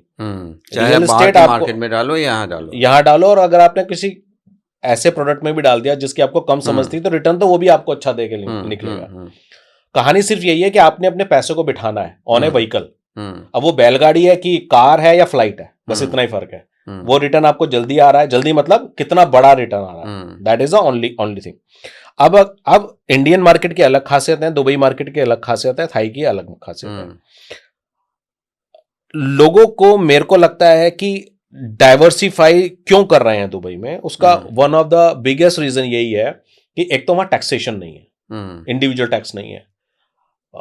कैपिटल एप्रिसिएशन जो होता है, कैपिटल ग्रोथ, उस पर भी कोई टैक्सेशन नहीं है। आपकी प्रॉपर्टी 1 करोड़ से 3 करोड़ हो जाए, 3 करोड़ से 10 करोड़ हो जाए, उनको कोई फर्क नहीं पड़ता, वो कोई टैक्स नहीं लेते आपसे। इसलिए लोग वहां पे बहुत ज्यादा इंटरेस्टेड होते हैं। आपके रेंटल अगर आ रहा है तो उस रेंटल पे कोई टैक्स नहीं लगता है, इसलिए वहां पे बहुत ज्यादा लोग इंटरेस्ट होते हैं। तीसरा, वहां पे बैंक लोन आपको मिल जाता है, बैंक मनी को आप लिवरेज कर सकते हो 3 से 3.5% पे, 4% पे मैक्सिमम, और रिटर्न आपको रेंटल जो आता है 8%, 11%, 12%। अलमरजान में तो अब आज के समय में मतलब आप 14-15% तक भी या बिल्कुल एक्सपेक्ट कर सकते हो, क्योंकि जहां कसिनो का जो सारा गेम चल रहा है उनका, सो वो सब भी चल रहा है। तो अगेन सबका अपना अपना रीजन होता है, और दुबई एक आज की डेट में इंटरनेशनल मार्केट बन चुका है। अगर मैं अपने नोएडा ऑफिस में बैठता हूं या और किसी दिल्ली ऑफिस में हम लोग बैठ रहे हैं सपोज, तो आप देखेंगे अगर आप दिन में 20 लोगों से मिल रहे हो तो 20 के 20 इंडियंस हैं। लेकिन अगर आप दुबई में बैठ रहे हो और दिन में 20 लोगों से मिल रहे हो तो आप 20 नेशनैलिटीज से मिल चुके हो। अगर आप शॉपिंग मॉल में जा रहे हो तो 200 नेशनैलिटीज घूम रही हैं वहां पे। ओके, किसी भी दो कंट्री के बीच में अगर वॉर होती है ना, तो वहां का एयरपोर्ट भर जाता है उनके प्राइवेट प्लेन से, रिच लोगों से। दोनों कंट्री आके दुबई में इन्वेस्ट करने लग जाती है, तो बिकॉज गवर्नमेंट ने वो एनवायरमेंट बनाया है। डेफिनेटली इंडियन गवर्नमेंट उनसे बहुत कुछ सीख सकती है। हम बहुत कुछ अच्छा कर रहे हैं, Indian government is doing fantastic job, लेकिन हमेशा there is a space, scope for the growth. तो उस स्कोप में हम लोग वहां से बहुत कुछ सीख के बहुत कुछ अच्छा कर सकते हैं। आल्दो हम लोग छोटे नहीं है, इतने बड़े कंट्री हैं, डाइवर्सिफाइड है, तो हम लोगों के अपने चैलेंजेस भी हैं। तो उसमें कई बार कई चीजें हमको करने में और डिसीजन लेने में टाइम लग जाता है, जो दुबई को नहीं लगेगा हमको लग जाएगा, और हम लोग एक डेमोक्रेसी हैं। हाँ, जैसे एक चीज है, दुबई में क्रिप्टो में भी पैसा लिया जा रहा है, कैश में भी ट्रांजैक्शन हो रही है, जो इंडिया में नहीं अलाउ है, तो ये भी एक रीजन है वहाँ लोग अभी वो नॉर्मली बंद हो गया है। अच्छा, अभी वो नॉर्मली बंद हो गया है, Dubai government doesn't promote it you know for a long time, तो उस सब के बारे में मैं बात नहीं कर रहा। बट जेन्युइन वे में दुबई ने अपने आप को वर्ल्ड फोरम पे एक ऐसे रख दिया है कि it has become the 4th और 5th largest city in the world, and there goal is कि हमको फर्स्ट बनना है। लार्जेस्ट मतलब बेस्ट सिटी, लार्जेस्ट को हम रिप्लेस करेंगे best city, best in the world बनना है, इन द वर्ल्ड। मैं आपको बताता हूँ, रात को बैठ के मैं दुबई में अगर मैकडी में कोक पी रहा होता हूँ, मैं खाना कई बार 1-2 बजे भूख लग जाती तो मैं बाहर चला जाता हूँ, आई लव दैट। अब मैं खाना खा रहा हूँ और नींद में हूँ सपोज, तो कई बार मुझे कंफ्यूजन हो जाता है, यार मैं फ्लोरिडा बैठा हूँ कि दुबई बैठा हूँ। हाँ, वैसा चाहे वो नेशनैलिटीज हो, चाहे लोगों का फ्रीडम हो, बिहेव एक दूसरे के साथ करने का तरीका हो, और I mean everything is so amazing, बहुत ही ज्यादा सेफ है, आप कुछ भी छोड़ दो कोई छूने वाला नहीं है। आई मीन बोलना नहीं चाहिए, लेकिन अगर नोएडा में आपकी वाइफ रात को 8 बजे मॉल में जाएंगी, डीएलएफ मॉल में, तो आप पूछोगे हाँ जी निकल गए, हाँ जी निकल गए, अच्छा मॉल पहुंच के फोन कर देना, वो रात को 12 बजे हम मूवी देख के वहां से निकल रहे हैं तो बोले जब निकलोगे तो कॉल कर देना, कॉल कर देना। हाँ। जबकि गाड़ी आपकी है, ड्राइवर आपका है, हम्म। वो कॉल कर देना, और घर पहुंच जाओ तो फिर बेल बजा देना। आप ध्यान रखोगे मेन पॉइंट्स पे। बिल्कुल। दुबई में आपकी वाइफ रात को 12 बजे निकल रही है और सुबह 4 बजे आए मॉल से घूम के मूवी देख के, आप नहीं पूछोगे, you are not even worry about. So that sort of security they have given, because बहुत सारे कानून वहां के ऐसे हैं, रूल्स ऐसे हैं जो जिसमें जीरो कॉम्प्रोमाइज है। तो वो एक चीज है जिसके कारण है। जहां तक थाईलैंड मार्केट की बात है, Thailand is based on tourism. कोई भी इंडियन ऐसा नहीं होगा शायद जो थाईलैंड नहीं गया हो।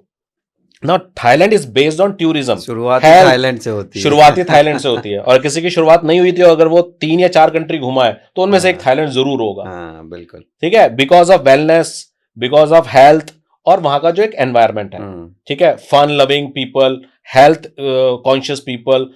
60 के बाद लोग सबसे ज्यादा आज की डेट में वहां जा रहे हैं। वहां की थाईलैंड की एवरेज एज 100+ हो गई है, एवरेज, क्योंकि वहां पे खाना बहुत अच्छा है, पॉल्यूशन नहीं है एंड ऑल दैट। सो वहां का जो इन्वेस्टमेंट लोग करते हैं वो टूरिज्म बेस्ड इन्वेस्टमेंट करते हैं, जहां पे वो सपोज उन्होंने कोई विला ले ली, उसको उस पे वो जाते हैं, महीने 2 महीना रहते हैं तो लाइफस्टाइल जी रहे हैं, फ्रीडम, सामने ब्लू बीच है, एंजॉय कर रहे हैं, और 8 महीने नहीं रह रहे तो उस पर रेंट आ रहा है उनको सॉलिड, और रेंट वहां बहुत अच्छा आता है बिकॉज टूरिज्म के चक्कर में पब्लिक तो वहां भरी पड़ी है।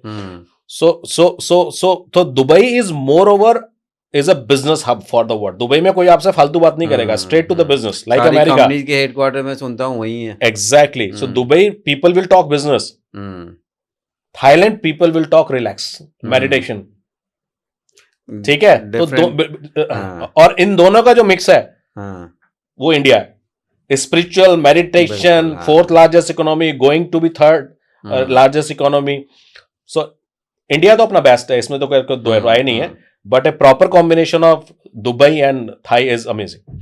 तो क्या इंडियन जो इन्वेस्टर्स हैं जो इंडिया से बाहर कभी सोच रहे हैं जाने का, अब तो बहुत सारे लोग कर भी रहे हैं, क्या करना चाहिए ग्लोबल रियलिटी में, खासकर दुबई और थाईलैंड में? डेफिनेटली करना चाहिए। देखिए क्या होता है ना, जब आप अपने गली मोहल्ले से निकल के हिम्मत बांधते हैं कि 100 किलोमीटर दूर इन्वेस्ट करें इंडिया में, तो पहले आप इंडियन बन जाते हैं, एक प्रॉपर इंडियन बन जाते हैं। जहां आप रहते दिल्ली में हो, इन्वेस्ट हैदराबाद में करते हो, रहते दिल्ली में हो, इन्वेस्ट आप धोलेरा करते हो, रहते दिल्ली में हो, इन्वेस्ट आप मे बी चंडीगढ़ करते हो। समझ रहे हैं ना? तो ये सब होता है। इसके बाद अगर आपके पास अपॉर्चुनिटी तो डेफिनेटली दुबई इन्वेस्ट करना चाहिए, नो सेकंड थॉट। और अगर आप यंग एज में हैं तो आपको दुबई करना चाहिए, टैक्स बेनिफिट उठाने के लिए, ग्लोबल मार्केट मीटअप करने के लिए, सॉलिड मल्टीप्लाइंग रेंटल इनकम बनाने के लिए। मैं तो ऐसे लोगों को वहां जानता हूं जिनके पास 500 प्रॉपर्टीज हैं जो उनको रेंटल इनकम दे रही हैं, और वो बताया उन्होंने अपनी जेब से 4 प्रॉपर्टी बनाई थी। वो 4 प्रॉपर्टीज में उन्होंने अपना पैसा लगाया, 500 कर ली, 4 से 500 कर ली, वहीं के पैसे से, वहीं की इनकम से, वहीं के पैसे से, वहीं की इनकम से। तो ये बहुत बड़ा गेम है जो हम लोगों को सिखाते भी हैं, और कुछ लोग अगर इंटरेस्टेड हैं तो हम कांटेक्ट कर सकते हैं। सो ये एक बहुत बड़ा गेम है। और रेंटल इनकम के लिए रिलैक्सेशन कॉम्बिनेशन है, टूरिज्म कॉम्बिनेशन में अगर लोग चाहते हैं थाईलैंड में इन्वेस्ट करना, तो लोग थाईलैंड स्पेशली फुकेट में, पटाया में बहुत इन्वेस्ट कर रहे हैं। डेफिनेटली दुबई का नंबर बहुत ज्यादा है। Thai is growing slowly but it is growing now. वहां पे चाइनीज ने बहुत कमाल किया हुआ है, बहुत इन्वेस्ट किया है, रशियंस ने बहुत किया है थाईलैंड में। इंडियंस ने इतना नहीं किया, लेकिन इंडियन थोड़ा देर से जागता है, लेकिन जब जागता है तो सॉलिड जागता है। तो अभी इंडियन जाग गया, उसको समझ में आ गया, क्योंकि टूरिज्म में इंडियन सबसे आगे है। अब इंडियन सोचने लगा जब हम टूरिज्म में इतना आगे हैं तो थाईलैंड के इतने सुपर बीचेस को हम क्यों नहीं एंजॉय कर रहे हैं, इनसे पैसा क्यों नहीं कमा रहे हम लोग। अब वो कहानी वहां भी शुरू हो गई है। पिछले 2-3 सालों में हमने एक ट्रेंड देखा है, खासकर मेट्रो सिटी की बात करें, नोएडा की बात करें, हम लोग नोएडा में बैठे हैं, इसी का एग्जांपल ले देते हैं कि अब छोटे जो एफोर्डेबल चीज़ें बन रही थी ना, नहीं बन रही, बिल्डर्स उस पर फोकस नहीं कर रहे हैं, अब लग्जरी सेगमेंट ज़्यादा आ रही हैं। क्या रीजन है इसका? लग्जरी सेगमेंट इसलिए आ रहा है क्योंकि इंडिया में जो इनकम है वो बढ़ गया है, ठीक है, और लोग मिडिल क्लास लेयर से निकलकर अपर मिडिल क्लास और रिचनेस की तरफ चलते चले जा रहे हैं। तो वो जो 5% का जो सेगमेंट था इंडिया का, अब वो प्रॉब्ली 7, 8, 9, 10% तक पहुंच रहा है। ये सारा मार्केट उसको कैटर कर रहा है। और देखिए जब बिल्डर बनाता है और उसको नजर में आता है कि ये चीज मैं थोड़ा सा और रिफाइन कर दूं, अच्छी लोकेशन तो मेरी है ही, तो सेम फ्लैट में 3 करोड़ की जगह यार 12 करोड़ में भी बेच सकता हूं बढ़िया काम करके, और पब्लिक है लेने वाली, तो वो क्यों ना करे।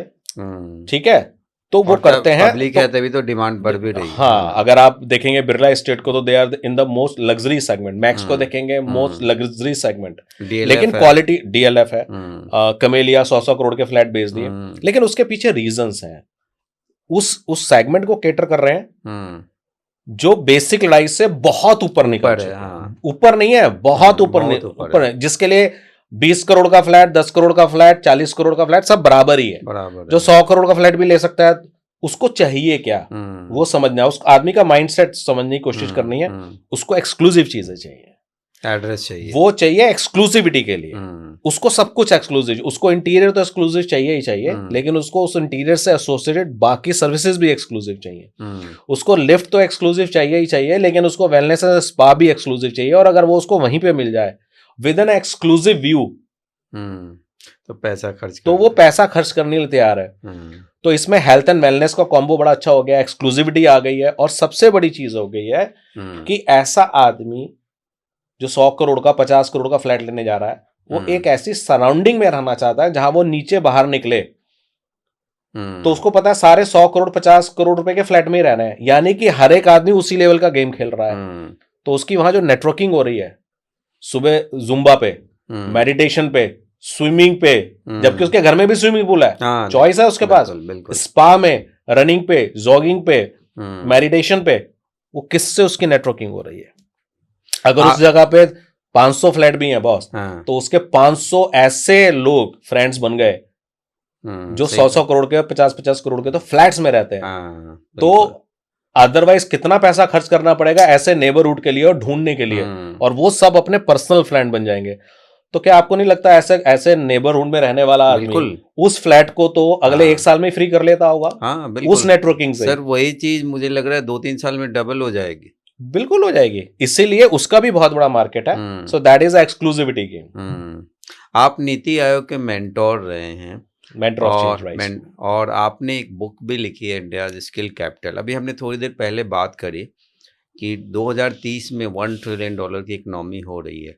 आप अगले आने वाले 5 साल real estate, India's real estate को कैसे देखते हैं? देखिए, प्राउडली सेइंग अगला 5 साल बहुत ही ड्रामेटिक है। It's not exciting, it's dramatic, because need part जो है ना इंडिया का, dramatic in the sense positive direction, positive, क्योंकि ऐसे फेज कम आते हैं, ऐसे फेज कम आते हैं। धुरंधर जैसी मूवी कम आती है। मतलब इसको एक वर्ड दूं तो क्वांटम आप कह रहे हैं। Exactly, quantum of momentum is amazing. ये सुनामी है एक्चुअली, चीजों की सुनामी है, क्योंकि बहुत सारे कॉम्बो आ गए। इंडिया 4th लार्जेस्ट इकोनॉमी हो गई, स्टेबल गवर्नमेंट है, फ्यूचर भी नजर आता है स्टेबल गवर्नमेंट का, ठीक है, and government is very positive for the economic growth. At the same time the country जो 140 करोड़ की पॉपुलेशन है, and the most ambitious population, 65% से ज्यादा इंडियन पॉपुलेशन जो less than 35 years of age है, और सारे बच्चे पागल हैं हमारे जैन भाई। मतलब हम जिस एज में हैं, अगर हम अपने से आधी उम्र के बच्चों को देखें तो उनकी उनकी उनकी अचीवमेंट्स को देख के हमें शर्म आने लग जाएगी कि अपने आप को लगता है कि यार हम लोग क्या कर रहे हैं या हमने अपनी लाइफ में क्या किया। किसी देश का भविष्य कितना अच्छा होगा जहां पे हर 40 साल की उम्र वाले को 25 साल की उम्र वाले को देख के लगे कि यार काश इसके जैसा मैं कर पाता। यानी कि एक जनरेशन हमने वो पास की है जहां पे ये दिखाते रहे कि देखो तुम्हारे पापा ने क्या किया, तुम्हारे दादाजी ने क्या किया। अब वो जनरेशन चल रही है जहां पे हर पापा और दादाजी देख रहा है कि अरे ये बच्चा क्या कमाल कर रहा है। 18 साल के बच्चे स्टार्टअप कर रहे हैं, सक्सेसफुल स्टार्टअप कर रहे हैं, बहुत सक्सेसफुल स्टार्ट। तो जहां आपको अपनी नेक्स्ट जनरेशन को देख के ऐसा लगने लगे कि यार ये क्या कर रहे हैं, काश हम भी ऐसा कर पाते, तो उस देश का भविष्य क्या है। और दूसरी साइड हमारे लीडर मोदी जी जैसे, जो 75 में भी या 70 प्लस में भी हार मानने को तैयार नहीं है, कमाल पे कमाल किए जा रहे हैं। तो हम जैसे लोगों को क्या दिखता है, भाई आगे भी 30 साल पड़े कमाल करने के लिए, और ये पीछे -30 वाला भी कमाल कर रहा है। तो इस देश का भविष्य क्या है? जब ऐसी सराउंडिंग है, ऐसी इक्वेशन है, तो कंट्री किधर जाएगा? कंट्री किधर जाएगा? एवरीबडी इज मेकिंग मनी, ऊपर से एआई का कॉम्बिनेशन। कभी सुना था? मैं तो 3 साल पहले नाम नहीं सुना एआई का, 2 साल पहले मैंने एआई का नाम नहीं सुना। और मेरे ख्याल से मेरे घर में मेरा डॉगी है बडी और मेरी कैट है टिया, हाँ। अगर मैं एआई वर्ड बोलता हूं तो वो भी यूज टू हो गए हैं अब सुनने के हमारे हाँ। घर में, everybody note AI AI AI everybody. तो एआई का मोमेंटम भी है। अब हाँ। हम वो भाग्यशाली लोग हैं जिन्होंने खाट और पंखे से एआई का जमाना भी देख रहे हैं, और अगले 40-50 साल देखेंगे, पता नहीं क्या होने वाला है। ये ओवरऑल कॉम्बिनेशन का जो रियल इम्पैक्ट है वो तो रियल एस्टेट पे ही आने वाला है। लोग पैसा बनाएंगे तो रियल एस्टेट खरीदेंगे, और फैक्ट्रियां लगेंगी तो रियल एस्टेट ग्रो करेगा। बिल्कुल सही बात। रियल एस्टेट के बिना तो कुछ हो नहीं सकता। तो अगले 5 साल ड्रामेटिक है।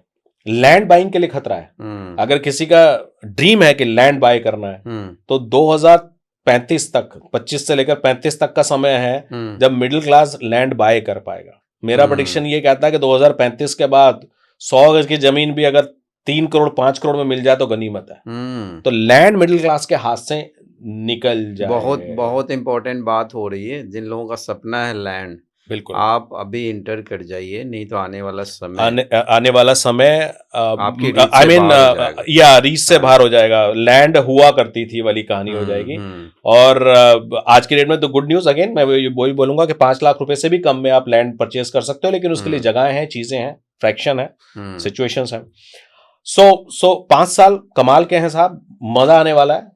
एक्चुअली में तो 10-20 साल अब ये ब्लास्ट ही होने वाला है, लेकिन आपने सवाल पूछा 5 साल, तो 5 साल बड़े ही ड्रामेटिक हैं, बड़े ही मजा आने वाला है। और इसीलिए I am very hopeful for Indian growth as well as Indian real estate. तो आप लोग भी इस ग्रोथ स्टोरी का हिस्सा बनिए। जो लोग नहीं है, जो लोग हैं उनके लिए तो अच्छी बात है, ऑलरेडी इस में सवार हो चुके हैं। जो नहीं है, ग्रोथ स्टोरी का हिस्सा बनिए, आइए इन्वेस्ट करिए रियल एस्टेट में। सर, इंडिया की मेजॉरिटी पॉपुलेशन है ना, यंग जनरेशन है, और आपने अपनी जर्नी भी बड़े यंग एज में शुरू की। अगर आप आज 25 साल के होते तो क्या 3 गलतियां नहीं करते? क्योंकि हमारी यंग जनरेशन ना, जैसा अभी आपने बोला, स्टार्टअप कर रही है, वो इंस्पायर कर रही है।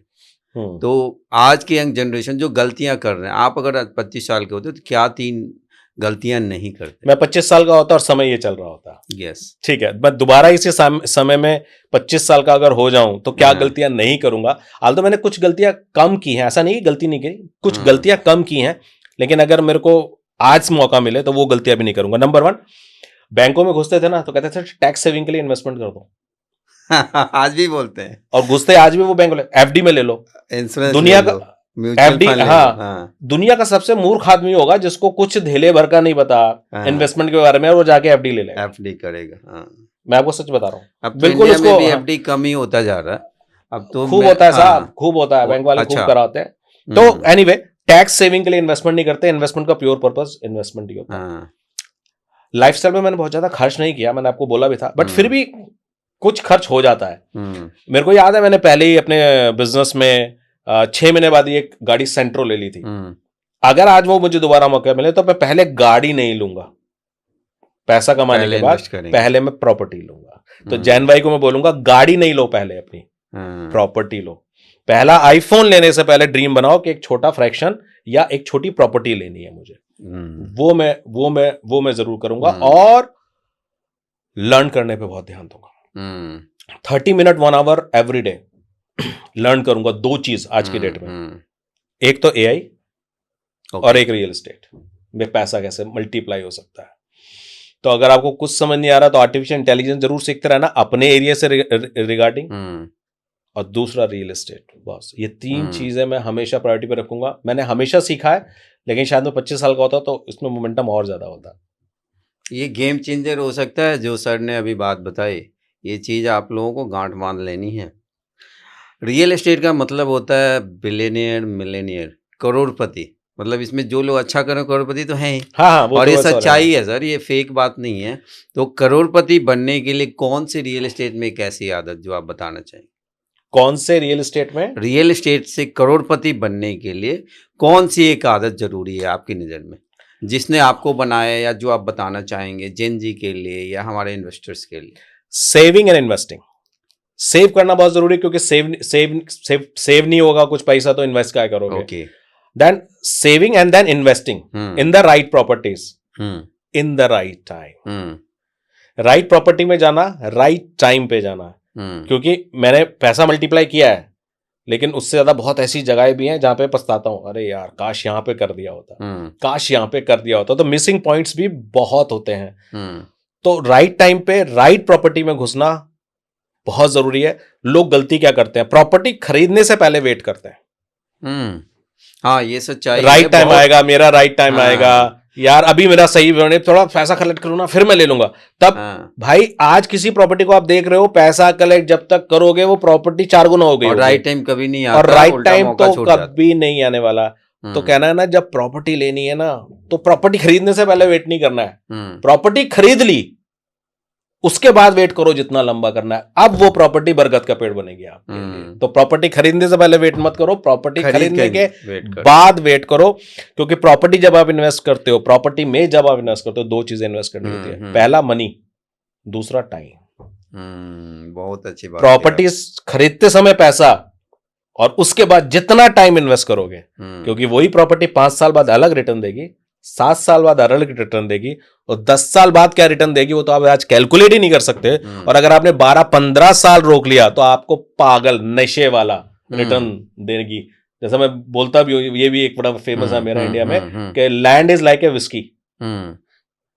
5 साल पुरानी विस्की, 10 साल पुरानी विस्की, 15 साल पुरानी विस्की, है ना, प्रीमियम होती चले जाती है। एलीट क्लास 20 साल वाला एलीट, जितना पुराना उतना classy. Same goes with land, जितनी पुरानी उतना नशा देगी आपको। तो टाइम जितना इन्वेस्ट कर दोगे उतना मजा हो जाएगा। आप एक रियल एस्टेट मेंटर भी हैं, रियल एस्टेट सिखाते हैं, कोच भी हैं, और आज के पॉडकास्ट से मुझे लगता है लोगों को बहुत फ़ायदा होने वाला है, माइंडसेट चेंज होने वाला है, उनकी ग्रोथ की जर्नी स्टार्ट होगी। आपको क्या लगता है, क्या बिना मेंटोर के ग्रोथ संभव है? मेंटोर होना चाहिए, नहीं होना चाहिए? देखिए, सबका अपना डिसीजन है।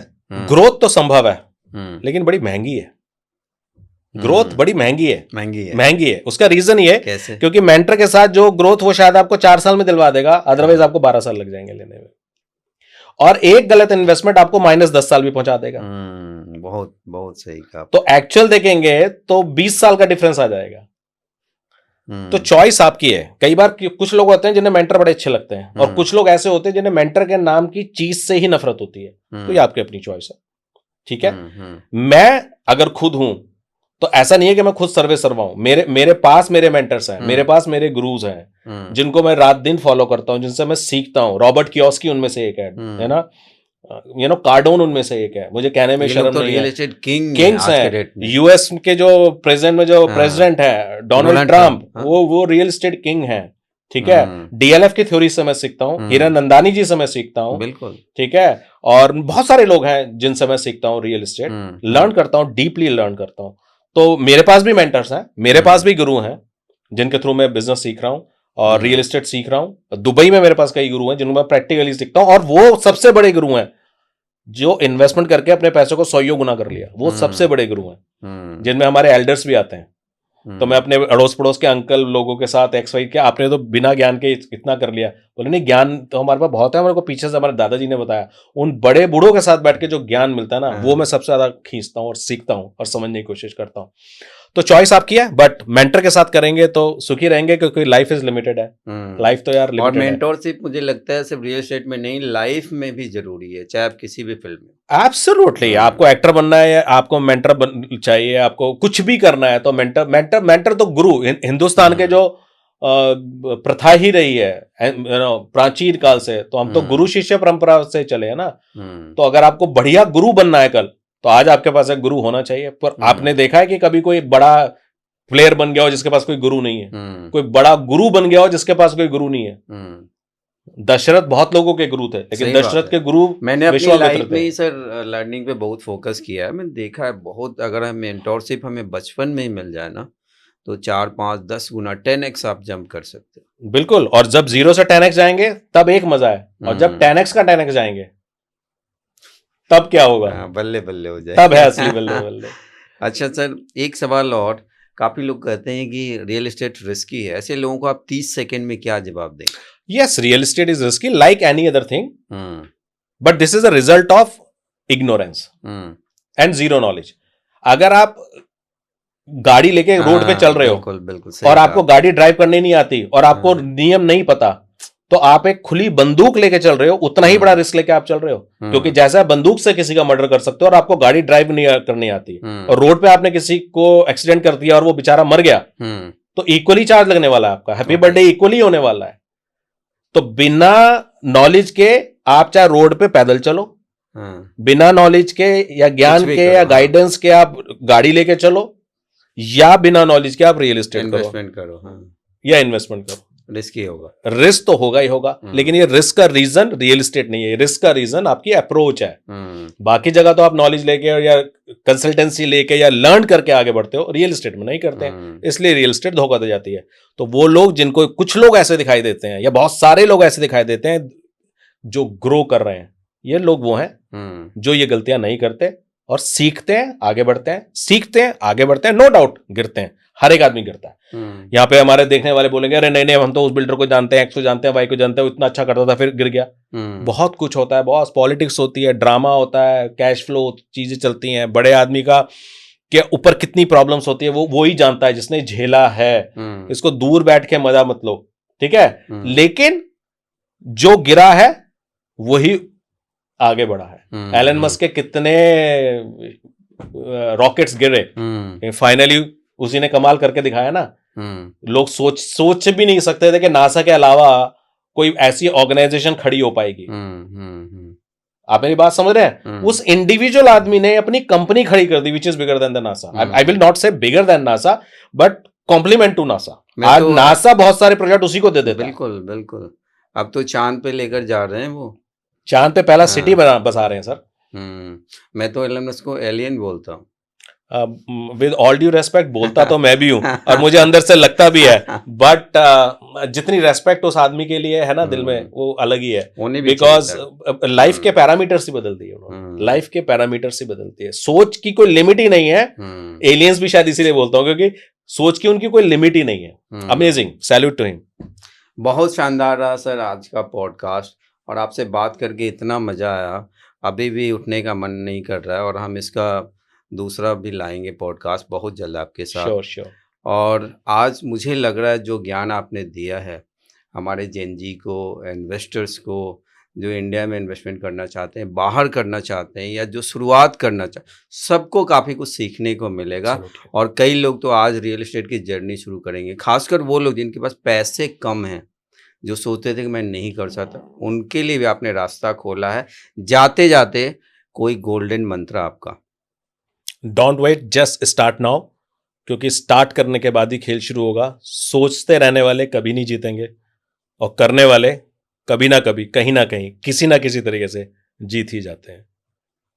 दोस्तों, आज का एपिसोड मुझे लगता है, और मैं आशा भी करता हूँ कि आप लोगों के लिए गेम चेंजर साबित होगा।